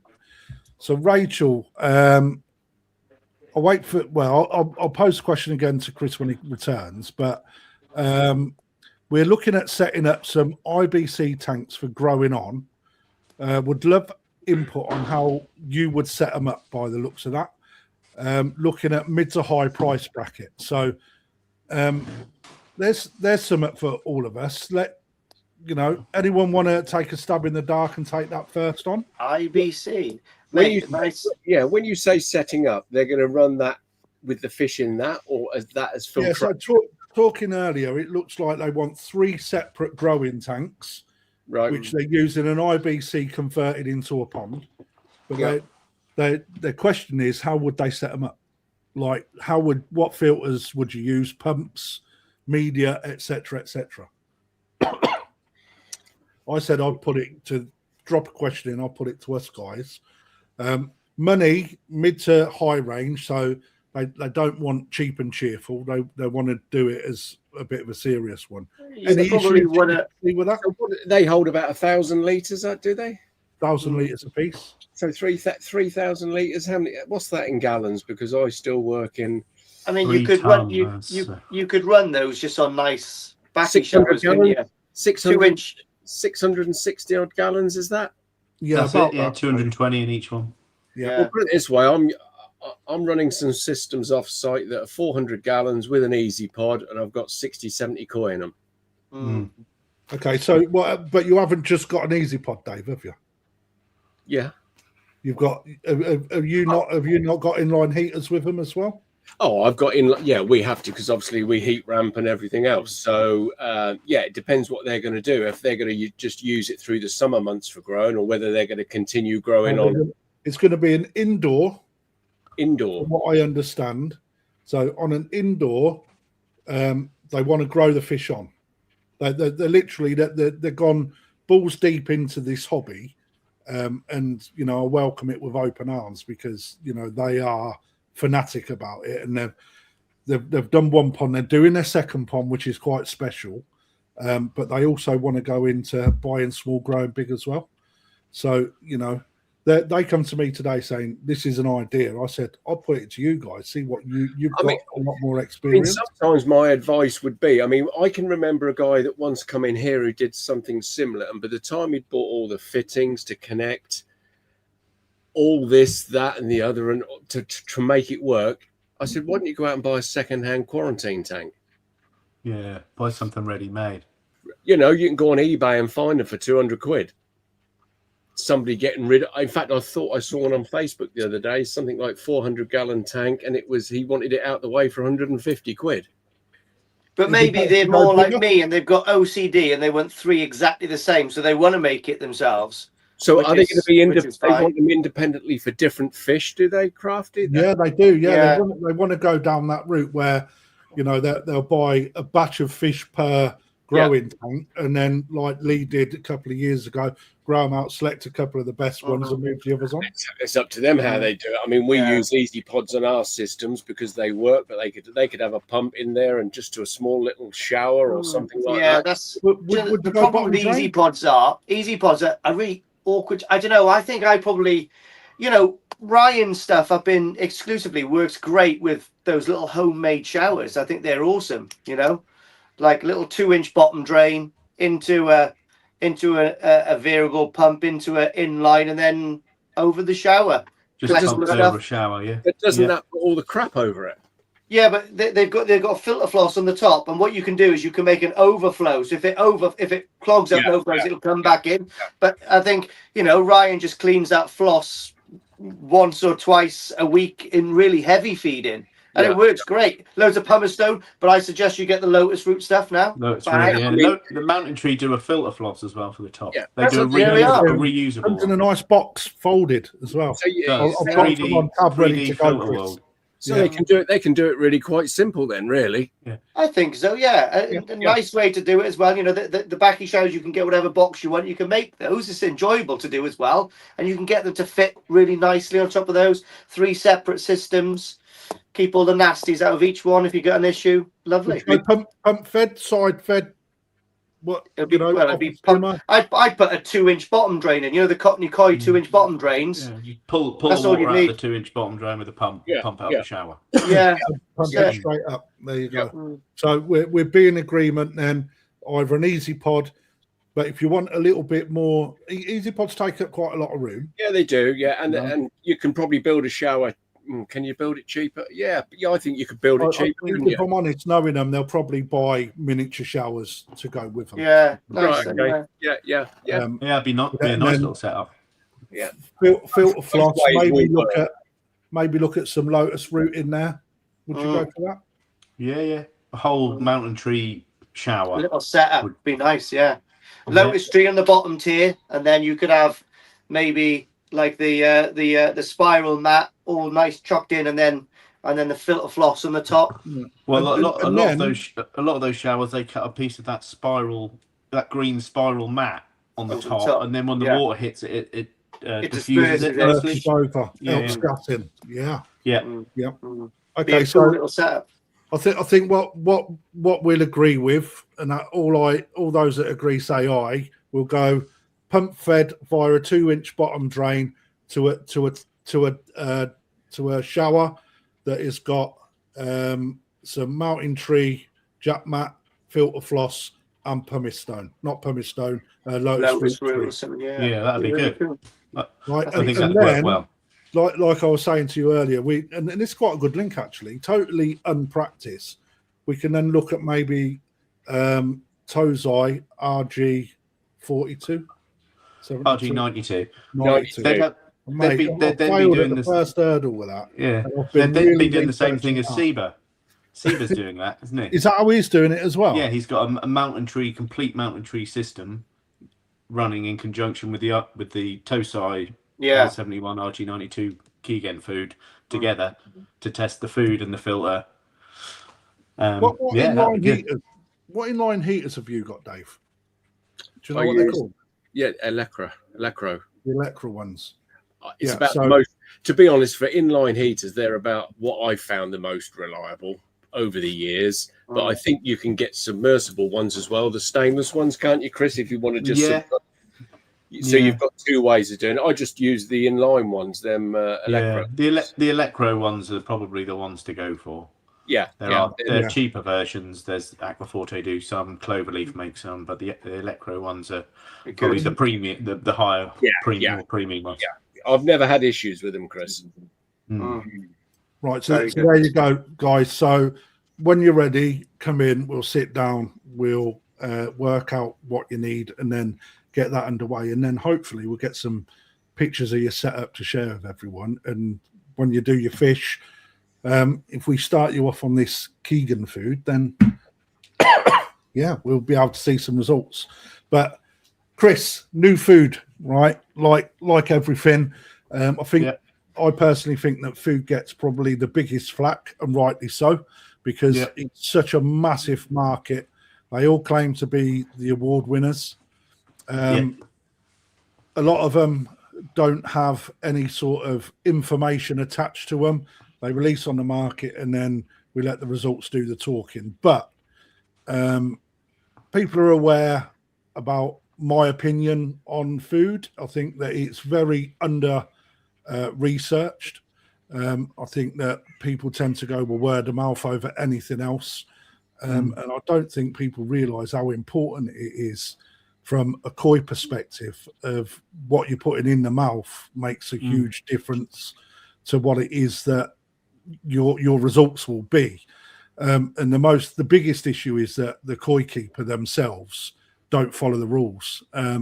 However, I'm very excited with a new range of food that come out, merely on the basis of how can I put this, transparent the research was, and all of the information that was been looked at has been shared. And that is what really got me interested in this food more than anything. So when the brochure came out, I was like, holy crap, the amount of information that was in this brochure really, really made me knuckle down and look into what this Theo has gone into. So before we start actually going into the nitty gritty on the range, what the ingredients are, people probably already fairly aware of it, especially with the amount of stuff that we've been pushing out between us.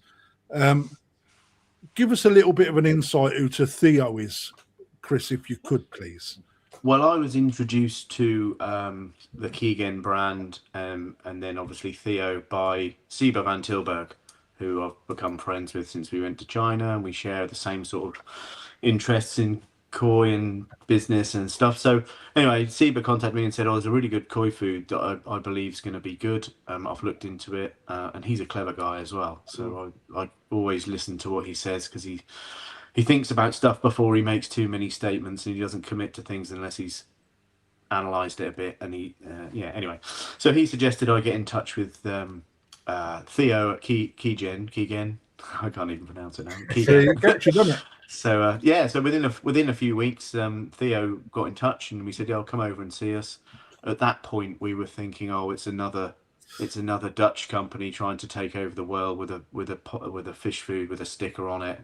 Like there are when you go around the Dutch Koi Show, there's a million different foods, mostly all made in the same sort of place with different labels, all claiming to be the best with the highest protein and all of that. And me and Andrew are a little bit skeptical to start with. And anyway, we sat down with Theo. And Theo's background is he owns one of the biggest PPE companies in Europe, I think.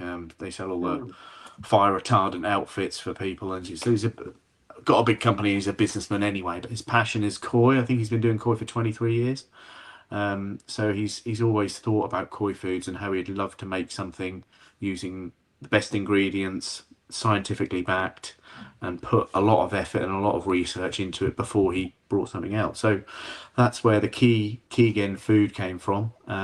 So we sat down with Theo, and he talked us through the whole evolution of his koi food, and how he only wanted the best LT71 fish meal, and then he made this range, and it originally only had 5 products in, And then at the last stage, he then discovered this RG92, which I keep referring to as magic algae.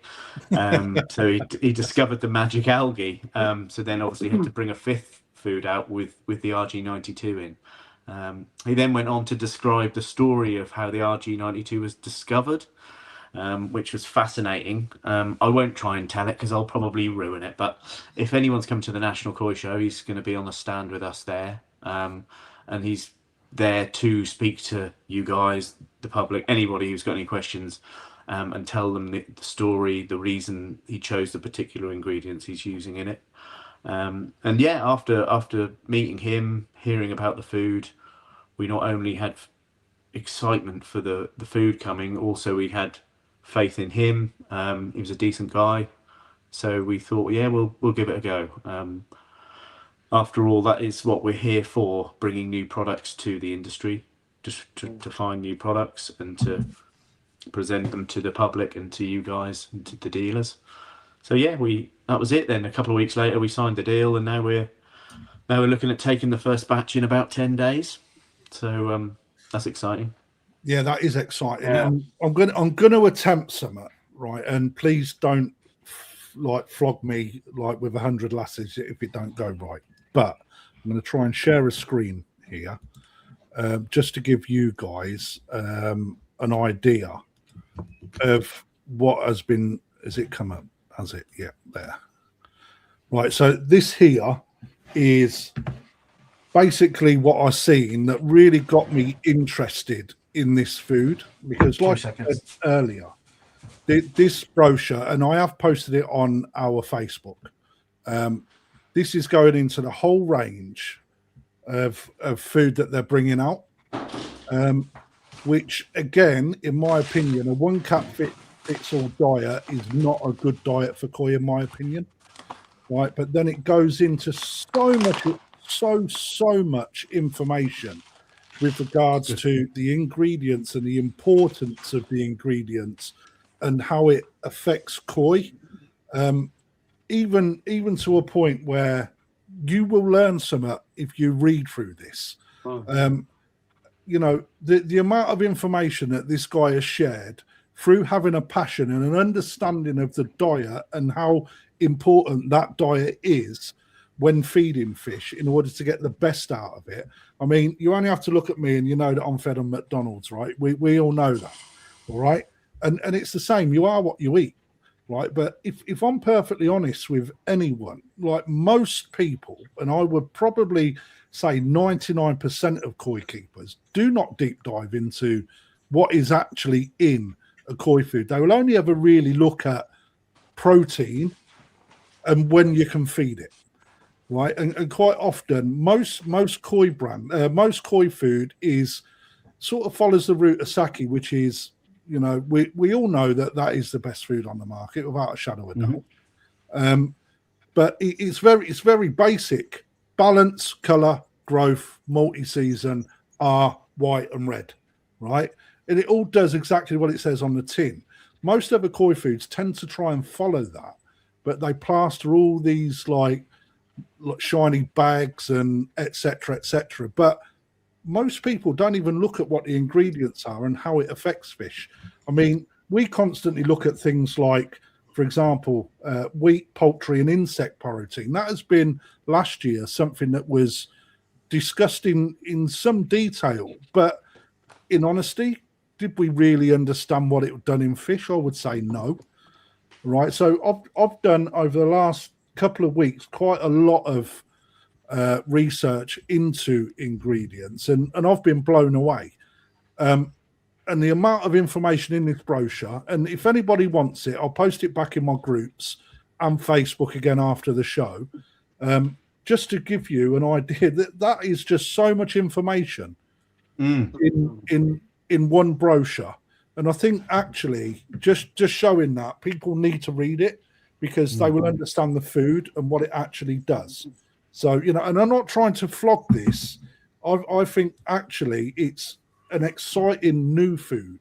And because of the transparency and the amount of information that's there for you to put your heads in, it really helps you understand what you're doing with a diet and how that can affect your fish. And no other brand or food does it.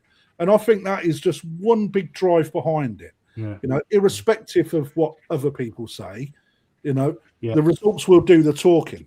Right? None of us here will know what the end result's going to be. Nope. But when you look at how much someone has gone, or when you look at what Theo has gone to with regards to getting all of these ingredients put together, the amount of research that is put into it and shared that with everyone, I think that in itself gives me a bit more confidence that this food could deliver. If I'm perfect, it's got every chance to, isn't it? Yeah, I mean that's how I see it. I mean, I've seen you've just got a nick to bag out your cupboard. So you obviously think, I've got some. And I can tell that's for the kids for breakfast. Yeah, the smell. It's run out of Cocoa Pops. Yeah, well, he was saying that it's got healing capability. Pellet. It's tiny. You can't see it, but it's tiny little pellet. But yeah, that's really good smell. Smell good. What's the? I mean, a lot of it. I mean, it sounds stupid, but you can actually smell a good food as well, can you? You really genuinely can. That's one of the first things Theo said. Open a bag up and smell it. Yeah, it smells good. Well, does it feel oily in the hand, Chris? No, not really. You know, which is a good thing, because I've used food in the past which, you know, you feel like you get a film over your hands from that amount of oil that's in it. Yeah, no, it's not too oily. It's a medium dark color, not too dark, not pale, and yes, looks good. But as you said, the proof will be in the pudding, and you're not really going to know until you've had a good few months at it. I don't think. Yeah, a good few months at chucking it in to see what happens. The most noticeable thing, as I said a couple of times on the phone, is customers that will notice if their water goes cloudy. That's the only thing people can comment on to start with. If you chuck it in and your water turns cloudy, then to me it wouldn't matter at all. To most dealers, you have some fish in the quarantine pond, it doesn't really matter if the water's like pea soup, because it's doing good for the fish. But for the general hobbyist, it's quite important that they've spent a lot of time and effort getting their pond clear. They don't want the food to foul it up. And I believe with his use of millet for the carbohydrate is a big help with keeping the water nice and clean, because it maintains its form, it's maximum absorption and all of that, so you don't get much crap coming out the other end. Yeah, that's what we hope. Yeah, millet in itself, looking at what it actually does, I'm surprised. I dare say it's a cost thing. I'm surprised more people haven't used a millet in there. Too expensive. There you go, price thing. Yeah, right. But so is the algae extract. Yeah, that's why nobody uses. I said to him, why didn't people use this before? And he said it's too expensive. There's only a small amount that goes in those bags, and that has pushed the price to the sort of limit, really. I'm just trying to find a bit that's in the brochure. Yeah, I'm super excited to get my hands on this and start trialing it. I really am excited.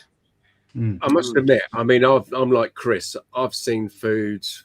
I mean, I've done the Dutch Koi show, and it's like Chris says, every other stand there's a different. Yeah, you could come back with 10 different types of food from 10 different sort of manufacturers.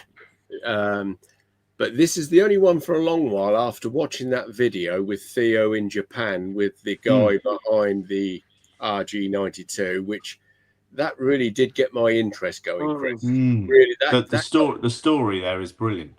Yeah.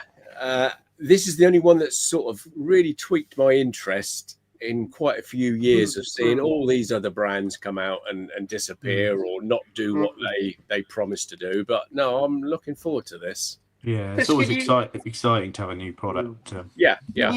Can you not elaborate a little on the backstory that you're? Well, I might just sound like I'm making it up, because it's quite a strange story.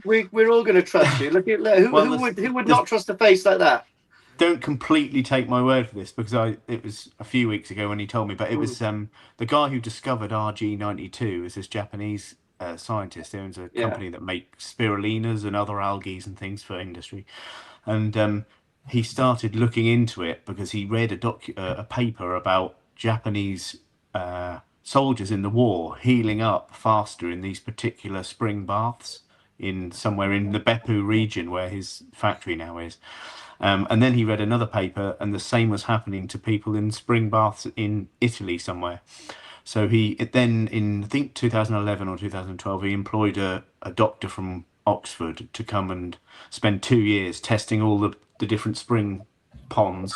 And in the 90-second spring baths, the 90-second spring baths he tested in this Beppu region, he found the RG92 algae, which since they've done experiments and it has proven to reduce inflammation, help with Alzheimer's, loads of things. There's a whole brochure which I'm going to talk to Theo and hopefully get him, ask his permission to release it. But it's a timeline of the RG92 uses, and they sell it for loads of stuff. So cool. And then obviously Sakai Fish Farms has been using it for the last 3 years. There's a We've little got a little interview video on that, Chris. Yeah, which we can watch that, because that was very interesting just to see Kotaro big it up and say, yeah, we use it and it makes the fish eat more. It's better for their metabolism as such. So yeah, I'm excited about the magic algae.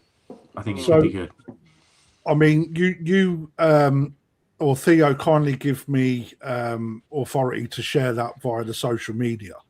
It's gone down quite well.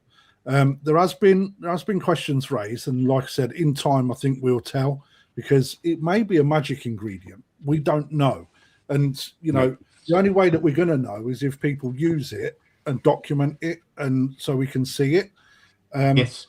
But in that video, the doctor that was explaining about the benefits that he's seen in the use of the algae really got me interested, and me being with my detective hat on, I managed to actually find the report that he made reference to online, download it, and just so people are aware, I'll share it. Right, this here, I've got to do it on this screen. This here is the report that they found when they was doing the testing with the flounder.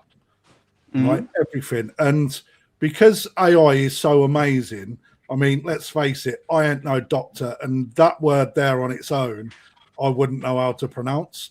Right, all of that bit there. All right, so like a droxylaxle.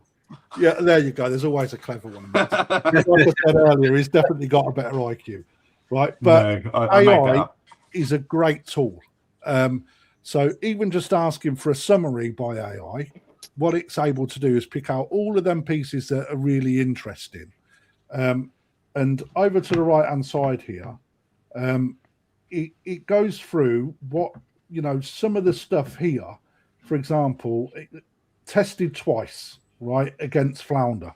Now, the DNA between flounder and koi are not going to be a million miles apart. And the abilities that it brings, if it's good for humans, good on this flounder, then surely it's got to have some goodness that can be pulled into koi keeping, right? Survival rates massively increased, 96 to 97% increased.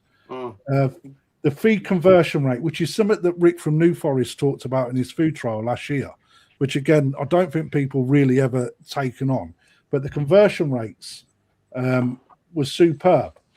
Supplementation increased expression of immune genes, right, up to 2 to 2.5 times within the intestine and kidney, which shows that in itself shows that a fish is basically digesting so much easier without working hard to achieve that. And I suppose when you couple that up with like an LT71 fish meal that is a high quality food and a high protein base to supplement that, them organs work extremely hard to digest it.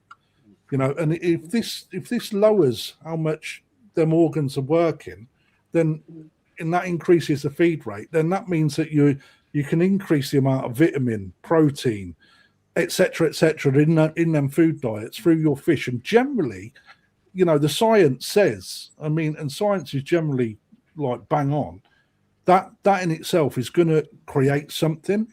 And again, I go fish growth, impact of RG92 on fish growth. Growth promotion observed in 2 studies over 274 and 176 days. So what's that? 36 and 90, 120, 5 months and 10 months. 1 kilogram body weight approximately. Roots reached 1 kilogram body weight approximately 2 months earlier than what they did without it. So, that says to me that if we can bring that into a koi diet, then the mass has got to build on it, right? That's how I read it. I mean, correct me if I'm wrong. I mean, that's how I read it. But again, I will share this paper for people to look at, or I may just grab some of this information out, some key points, and share that so people can see what this does. But I mean, don't take it from me. I've got a little video from Theo. Who's he talking to in this, Chris? That's Kotaro Sakai. It's Kentaro Sakai's son. Right. So again, I'm hoping that you can all hear it, but it's only 3 minutes long. We will disappear off screen, and guys, we will go on mute, so we won't be able to talk to each other. So sit back and just listen to what these guys have to say. Today we are at Taniguchi Koi Farm, and this journey, this koi trip, is particularly about RG92. The algae product that comes from the Beppu province, where we are going to visit the laboratory and speak to the people. But we knew that several high-end koi breeders were also already using the RG92 in addition to their koi food. And obviously, Marujo is one of them, and it would have been so easy to ask him in front of the camera his experience with RG92. But as I said, that would have been too easy because it's also his name. And yesterday we were at the Sakai fish farm, and everybody into the koi hobby knows that Sakai is perfection. Everything they do is to sublimize the growth, the development of their koi. And it was quite stunning to find out that they are using RG92 as a supplement in their koi food that they give on all of their fish tanks. And the son of Kentaro, Kotaro, he was with us, and well, let him hear what he had to say about it in the next clip. Here with Kotaro's son from the Sakai fish farm, and we saw some beautiful results from the Kohaku and the Sanket. Yeah. And you mentioned that you use RG92. Can you explain? So we started using RG92 from last year. Yes. And we mix it with the pellet food. Okay. And also we mix it to the paste food. Also do your paste that you make yourself. Right. Yes. And we feed it for any kind of fish, jumbo tosai to big fish. Yes. And what do you notice? What is the result? I think fish eating RG92, the growing speed is faster than not using it. Okay. Yeah. And is that because of their, do you know a reason for that? I think fish tend to eat more amount of food. Okay. Well, interesting. Yeah, that's all I want to ask. And I want to thank you for your good care. Thank you. Thank you. Thank you. So obviously filmed in a fish house, so that was like super noisy. In the Noisy. But when I shared the first video, Saya up North Koi Pond, he made reference to the scientists saying, he's seen it in koi fry really do well. But I think that evidence is in itself that if we've got people like Sakai using it, Maraju using it as an extract in their paste and feeding it to big fish, it obviously brings a benefit as well. So, Si, you're quite right for picking up on that, and well done for noticing that. Was one thing that I picked up on. But again, through discussions, we're finding out this sort of thing it's what's got me excited. Not only LT71 being a great fish meal, and we've seen that in other koi foods and the results it brings, in other koi foods. But when you start adding additional ingredients to it, I can only see that it's going to do a really, really, really good job. I can. Yeah, me too. Yeah, me too. I think I'm really, really looking forward to actually really testing this on some really high-end koi as well. In a good facility that I can actually, plow some food in to see what happens. It's going to be really, really interesting in a nice prolonged time, and see what happens. It's going to be real fun. Yeah, it's going to be good. So we're going to use the Tozai RG 92 food in 2 ponds. So we'll be able to see. They're going to be in an Aoki as well. So I've just got in some 912 Aokis that are not going to be released until they're grown on a little bit. And Chris, just for your benefit, I'm going to be using the Tozai variant food in that pond to see how well they develop. Because, so that's exactly what we need to do at this stage. Absolutely, there are some questions that's come in, Chris. All right. I'm just going to highlight one, and you're the person that needs to look at this, I think. So, Koi Carp Scotland, is the food available from multiple retailers? Is it all priced similar like Pedigree do with Saki Akari? So they have the monopoly and control the selling of it. I just want to step in on that. I'll share the pricing in a minute because I'll bring up our website. I believe that both Dave and Lee will also be selling it at the same price. But multiple retailers, Chris, is this something that's going to be spread far and wide, or? Yeah, it's going to be strategically spread around the country by retailers that have faith in the product and are prepared to use it and try it and get behind it. I'm not going to offer it to ones that just add it to as another SKU to one of their products and sell it just to make a quick buck sort of thing. I want the product protected and I want it promoted and tested and used. So there will be multiple retailers selling it, but not millions. It's not going to be a all-out priced war. It will be a sensible price across the board, and everybody will be able to promote the product, enjoy the product, and move forward that way. So the answer to the question is multiple retailers will sell it, but not every retailer. So just to give you an idea in pricing, okay, so on the screen, I'm just going to pick one out, okay? So this is the RG92. Can we see that okay on screen? So the special premium food. We're going to go over these in a second anyway, but this here comes in a 1.2 kilo bag, 5 kilo or 10 kilo, and it's available in both floating and sinking. So you can see there that the 10 kilo is at 155 quid, which, for hopefully, it's going to do the business. And I like the fact that it's not pricing itself out the market. And I actually believe, Chris, that it's where it should be. It's not as expensive as Saki, but it's not too cheap either.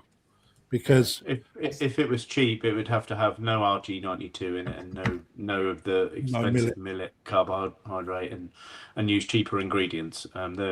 We've looked at it, and I said to Theo, can it be any cheaper? Because a new food coming onto the market is a difficult sale. It's a difficult thing. We've been, as you probably know, our flagship food is JPD Koi Food. We've been selling JPD since I was 16, since Ryuichi first came over to England and signed the deal with Andrew, and we pushed that fiercely, and we use it a lot, and we have great results with it. It's a great fish food from a company that's been making pet foods for 200 years. So it's a yeah, we're fully behind that and thing. But evolution means that new products come out and new ingredients become available and exciting new stuff happens, and we want to be a part of that as well. LT71 is in one other koi food. Your words was nothing special. There weren't enough known about it, Dan, at the time. And I've just said that Rick, down when he done his fish trial, showed what LT71 is capable of, mate, actually. So I think you'll find that I thought that it done really well with Tozai, mate. Just so you know. On top of that, until you run it against other diets, Rick makes a perfectly valid point here. Until you run it against other diets in identical systems with the same batches of koi, you can quantify actual results. And I totally agree with that. But that's I think a scientific approach, isn't it? Absolutely, and that's something that Rick's very good at.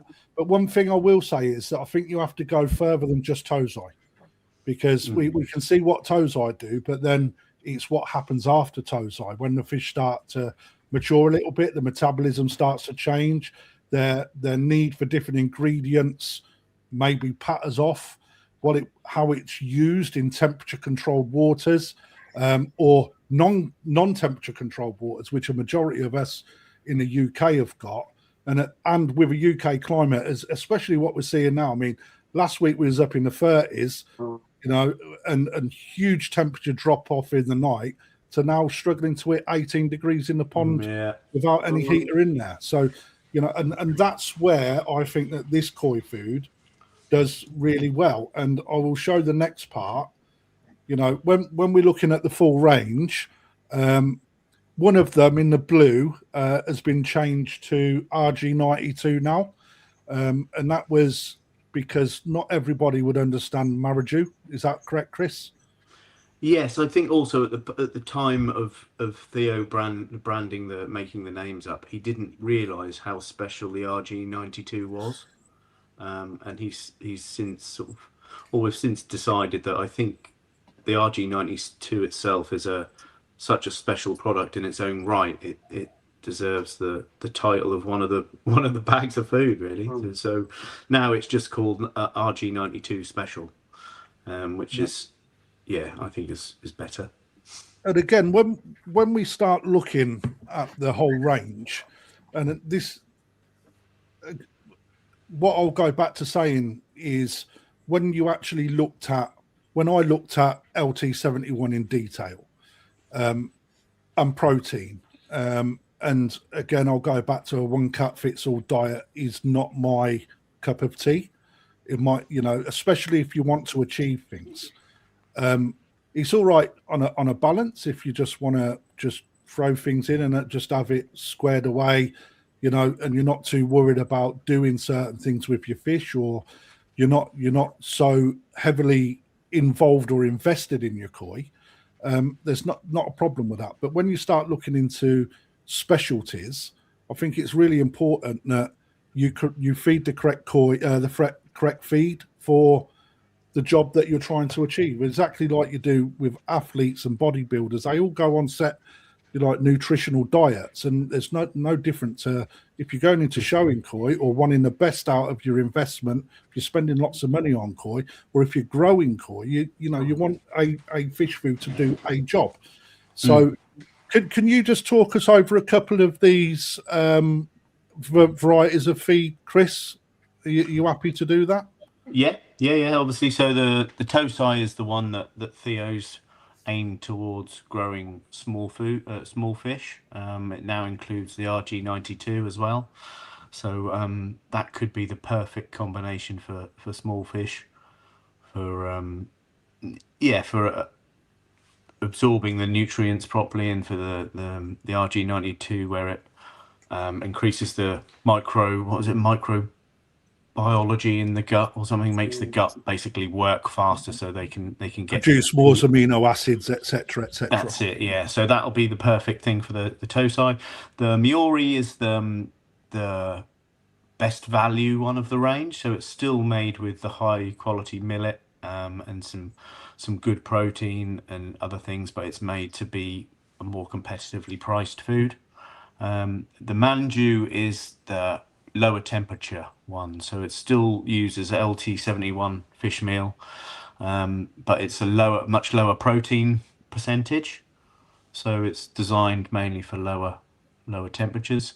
The KiGen Koi was originally his premium one, so it's 38 and 40% LT71 protein, and that was the all singing, all dancing best one, highest amount that he felt was sensible for the protein, best quality carbohydrates in the millet, and all the other ingredients are the top ones he could source. And then of course the RG92 came along, so he then added the fifth one onto the range in the RG92 special. So that's everything that Kinsai is plus the magic algae. So yeah, that's a complete range, really. And again, when I said about how much information, this graph alone, well, this table alone, it gives you a real good input into how good each variety achieves. You know, just using a simple dot scale, but also what ingredients are in there, what percentages, etc. Which again, coupled with the brochure, when you can flick back and look at where it fits within a fish diet, I thought was superb. You know, and for me, that was the thing that really got me interested in it. Now, one thing that I was looking at is the LT71 fish meal at Tozai, and how Tozai actually reacts to the LT71 fish meal diet, and the fact that you brought out a lower temp range as well, but more digestible, would also suggest to me that is also a good food to feed to bigger, more mature fish as well. Yeah.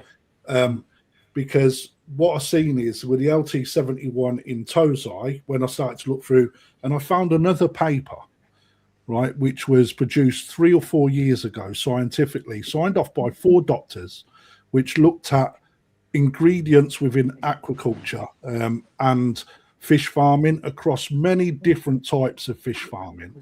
And it looked at LT71 and how fish actually, how they absorb it and how good it is. And one thing that it was good at was at Tozai level was because a Tozai sort of works in an explosive growth, because obviously they need to get big quick because, you know, obviously they're on the end of everyone's food chain. So getting big quick is in his genetics. The absorption from that food and creating that.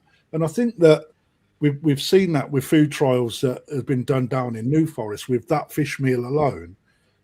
Couple that with RG92 in Tozai, and, you know, just looking at what that can do. And I really want people to look at the RG42 stuff. And when you couple them together, again, I'm excited to see what the results do. I think the interesting thing that Sakai said was that he's feeding it across the whole range of his fish, not just big Tozai fish as well. But I was just looking at LT71 in Tozai and how big, because when you feed it properly and you start to get further in, when you look at the additional ingredients that he's put in there, the amount of thought that's gone into how the digestibility of that food, so it's not wasted or creating problems, because the additional ingredients that couple that really does complement what the LT71 does. Yeah. And that for me was so important, especially knowing what I've looked at. Yeah. You know, I mean, when are we likely to see this, Chris? Because we're coming up to 10 days. I hope about 10 days. So that's just before the National, really. So we were aiming for a proper launch at the National. So we'll have it just before then and dish a bit of it out and get it around. But to anybody watching, I will stress, if you're coming to the National, the Great British, or the All England, Theo is going to be there talking. He'll have the brochures to show you, and if you've got any questions, doubts, or anything, he's put so much time and effort and care into the development and production of this food. I'm sure it would be a pleasure for him to answer them, and he would embrace that. So do that. Again, and again, sorry, Crafty, to jump in here. And again, I mean, everyone watching is pretty keen to know: is there a free pond bomb with every sack from Perfect Aquatics? I know something like that was going to come in. There are some questions being brought out. Colin Holland asked, in the RG92 food, why are the compositions different from sinking and floating? Have you got any idea on that, Chris? I have no idea on that, I'll be honest. But what we can do is we can take these back to Theo. Yeah, definitely. And then get some feedback on them. Also, someone called Man V7N2K is obviously a robot. I'm joking, by the way. The brochure states enzymes. However, this is not listed in the composition as zootechnical additive. Why is there a discrepancy between the brochure and the composition? Again, I think that we will take that back to Theo. Because it may be an oversight or something that he needs to look at. Price, again, in my opinion, Mon the Fish asks, can you get this in 3mm pellet? Yes, I believe the Tozai variant is 3mm. Right. Yeah, that's the one I had in my hand just now.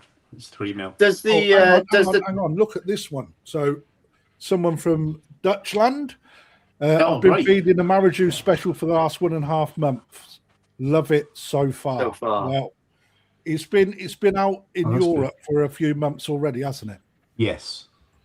Seabay from Koi Page 2000, the gentleman that was on our second show, is also documenting it. He's been using it for 3 months now, I think. Yeah.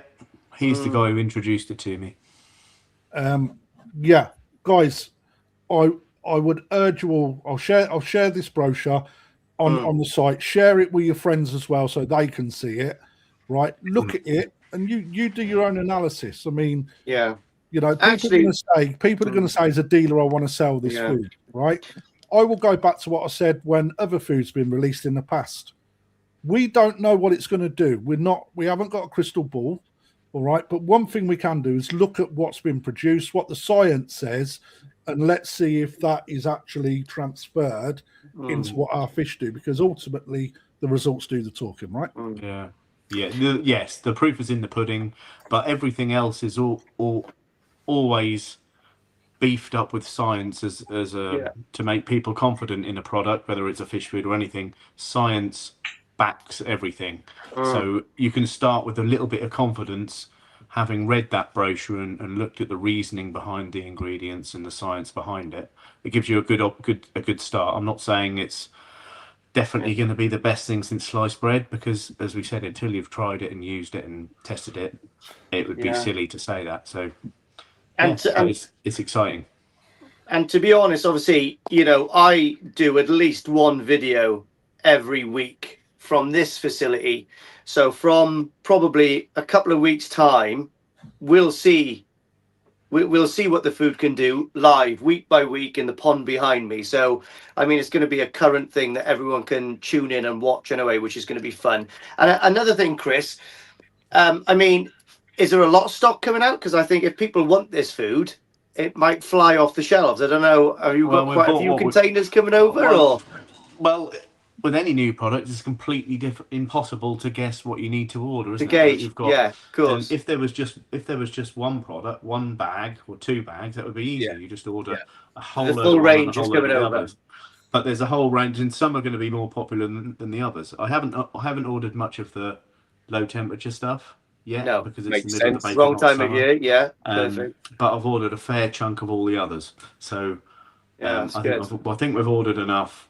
Might be wrong. Hopefully I'm wrong, but we'll see. But as long as everyone's stocked up for the national, so people, if they want to get on board and try it, then they can. Yeah, absolutely. That's fine as well. So get through the doors on the Saturday in the national and run to the nearest dealer and buy it. I don't think it's going to be gold rush, but be nice for some people to get behind it, have a go at it and get excited about it, because things like that make the industry exciting. New exciting stuff makes and the another industry thing, exciting.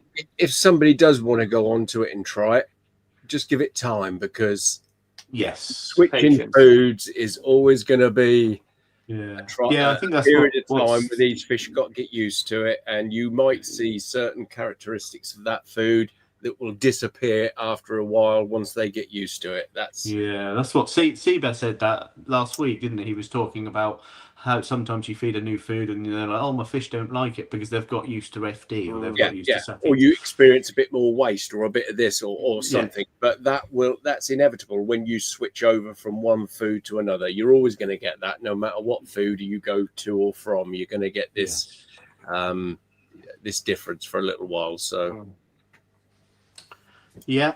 so Right, all in all, there you go. So someone's already starting to do the math. Saki growth £13 per kilo, RG92 15.5 per kilo. That doesn't add up.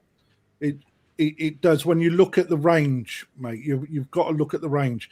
RG92 is not cheap, otherwise everyone would be using it. Right? And millet is not cheap, otherwise everyone would be using it. Saki growth's not cheap, or everybody be using it. You know, and it depends where you're buying from as well. Yeah.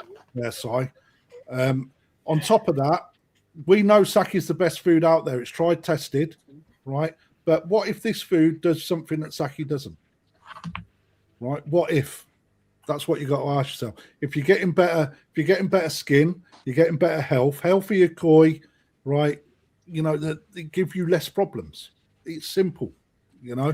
I think that's what we'll aim to achieve. The trouble is sometimes new products come on the market not to be cheaper, but to be as good or hopefully better than something. So everybody's automatically going, it doesn't work. It's got to be cheaper. That's not. But it's also not shouting to be as good as sake, right? He's saying, look, this is what we've done. Yeah. This is all the info and everything that we've put into this to create this product. We've been totally transparent with it. Yeah. There's the info. There's the food. Put it in your pond. Follow the guidelines. Because the other thing is that's quite good. It's got a feeding guideline for every single range as well. But doesn't everything in life, as it evolves and gets better and better ingredients or parts, gets more expensive? It does. You want the best, you've got to pay for it, haven't you? Simple. You know? And to be honest, if you look in the range as well, is it the Kinzai? That's very compatible to a lot of foods for that price. Is it not the Kinzai? Which one is the one? Miori, I think, the pale blue one. Yeah, that's right. So how much is that a kilo? That's probably a lot cheaper than that's probably under sake per kilo. £9.50 a kilo, isn't it? £9.50. There we are. Yeah. So. Yeah. So, but really, if somebody's trying a new koi food with the very best ingredients and the most expensive ingredients, and that all boils down to price, they should just pick something else. I think if price is the be all and end all, yes, obviously price is important, but so I think you're approaching this from the complete wrong angle. Yeah. Everything has got a cost. Everything, right? And if the ingredients are expensive, I mean, I have to take certain additives for my arthritis, right? They ain't cheap. Right, but if I don't take them, I don't feel good. It's simple. So at the end of the day, you put an additive into something and you see a result for it. You're paying for what for when it's being made. It comes at a cost. When it's all put together, it comes at a cost. You know, as the consumer, you've got to pay for it. It's like sake a lot. Sake may be proven. This food isn't. It hasn't been given a chance yet. So if we jump into conclusions about the fact that it shouldn't be as dear, well, number one, you don't know how much sake costs to put together. Number two, you don't know how much this stuff gets put together. But what if this food does something that sake doesn't? Then sake's got a problem. Do you think sake are going to sit back on that? Absolutely not. They will look at what they're doing and they will look to improve their recipe. It's competition, and that's why competition. That's right. Yeah, interesting. So that's all exciting times, I think. but we will see. I think it's like everything's not meant for everybody. No. No. There's a food for everybody. Yeah, that's true. If any of you are looking to bring this into your feeding regime, tip would be mix it with your current food. Yeah. All right. Wean the fish into it. Don't just go straight guns blazing with a new food. All right. It's easier to wean the fish on than what it is just to introduce them to a complete new diet. All right. You know, just as a little tip for you. So, and we're going to be using it on 2 of our off-site ponds. So I will give an honest opinion as well as to how we found it once we get. But the thing is, if we don't see results, we're not going to sell it, right? No. You know, we'll send Same. it back. Simple as that. You know. Yeah. Alan Tate has said that he's out and about tomorrow, so he's going to see some of you. So I dare say, Dave, Chris, he'll be around yours. He's coming to Norfolk. Cool. Well, he said he's out and see some of you. Whether you're talking to the guys that are watching. Have you signed the pass for him to come? I haven't. No, I don't.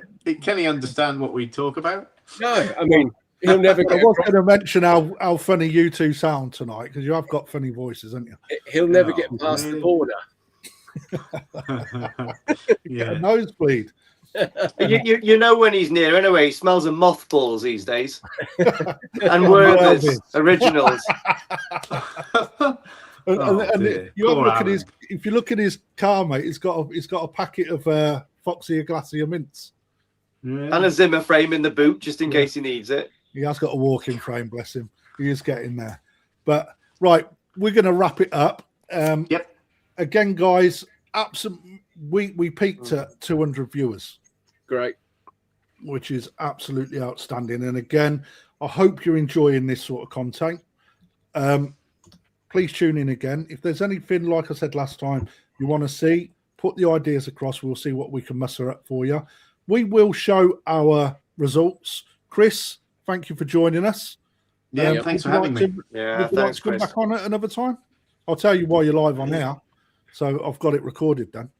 Yeah, of course. Yeah, there's always good stuff to talk about. Excellent. Next week. What have we got on next week? Who have we got on next week? Yeah. Dave, over to you. Miley Cyrus, isn't it? Miley Cyrus. Yeah, next week we've got club chairman and very, very good hobbyist Steve Rollins joining us from the Crouch Valley. Oh, that'll be good. So you know him very well, don't you, Chris? Yeah. We know him, the Crouch Valley, and all of them for many years. Yeah. A good bunch of lads there. Very nice. Yeah. I'm looking forward to meeting Mr. Steve Rollins. Well, he'll be very good because obviously he's done a lot in Japan. He's been to Japan many times. He's shown in Japan. He's had experience of Azakari koi, going good, going bad. So I think it'll be a good hobbyist perspective on insight to what it's like, the ups and downs of going to Japan and buying koi, along with obviously running the koi show. He's show chairman, so it'll be an insight to what goes into that exactly. So yeah, I think that'll be good. So looking forward to seeing Steve. Yeah, they're such a good koi club, that Crouch Valley. There used to be one of the best actually. Yeah, there used to be loads of koi clubs like that, but now they're one of the only ones that are still like a really good buzz and a good vibe. Well, they all seem to fragmentate eventually with in-house fighting and everything. And this one, they all seem very, very friendly. I find them absolutely fabulous bunch of guys and girls. Yeah, always a pleasure. Steve, I will be looking to get some information off you about conditioning fish for shows. So, just to give you a little bit of a heads up, my friend. Yeah. Right, that's us done because I think we've put a good shift in. Thank you, everyone, for tuning in. Chris, thank you very much for joining us. Hopefully, you'll join us again soon. I'll see you in about 10 days, Chris, when I come over to pick the first lot up. Yeah, of course. All right, great to chat anyway, and we'll catch up soon. Yeah, brilliant. Yeah, absolutely. Have a good evening, guys. Lee, I love you. I love you too.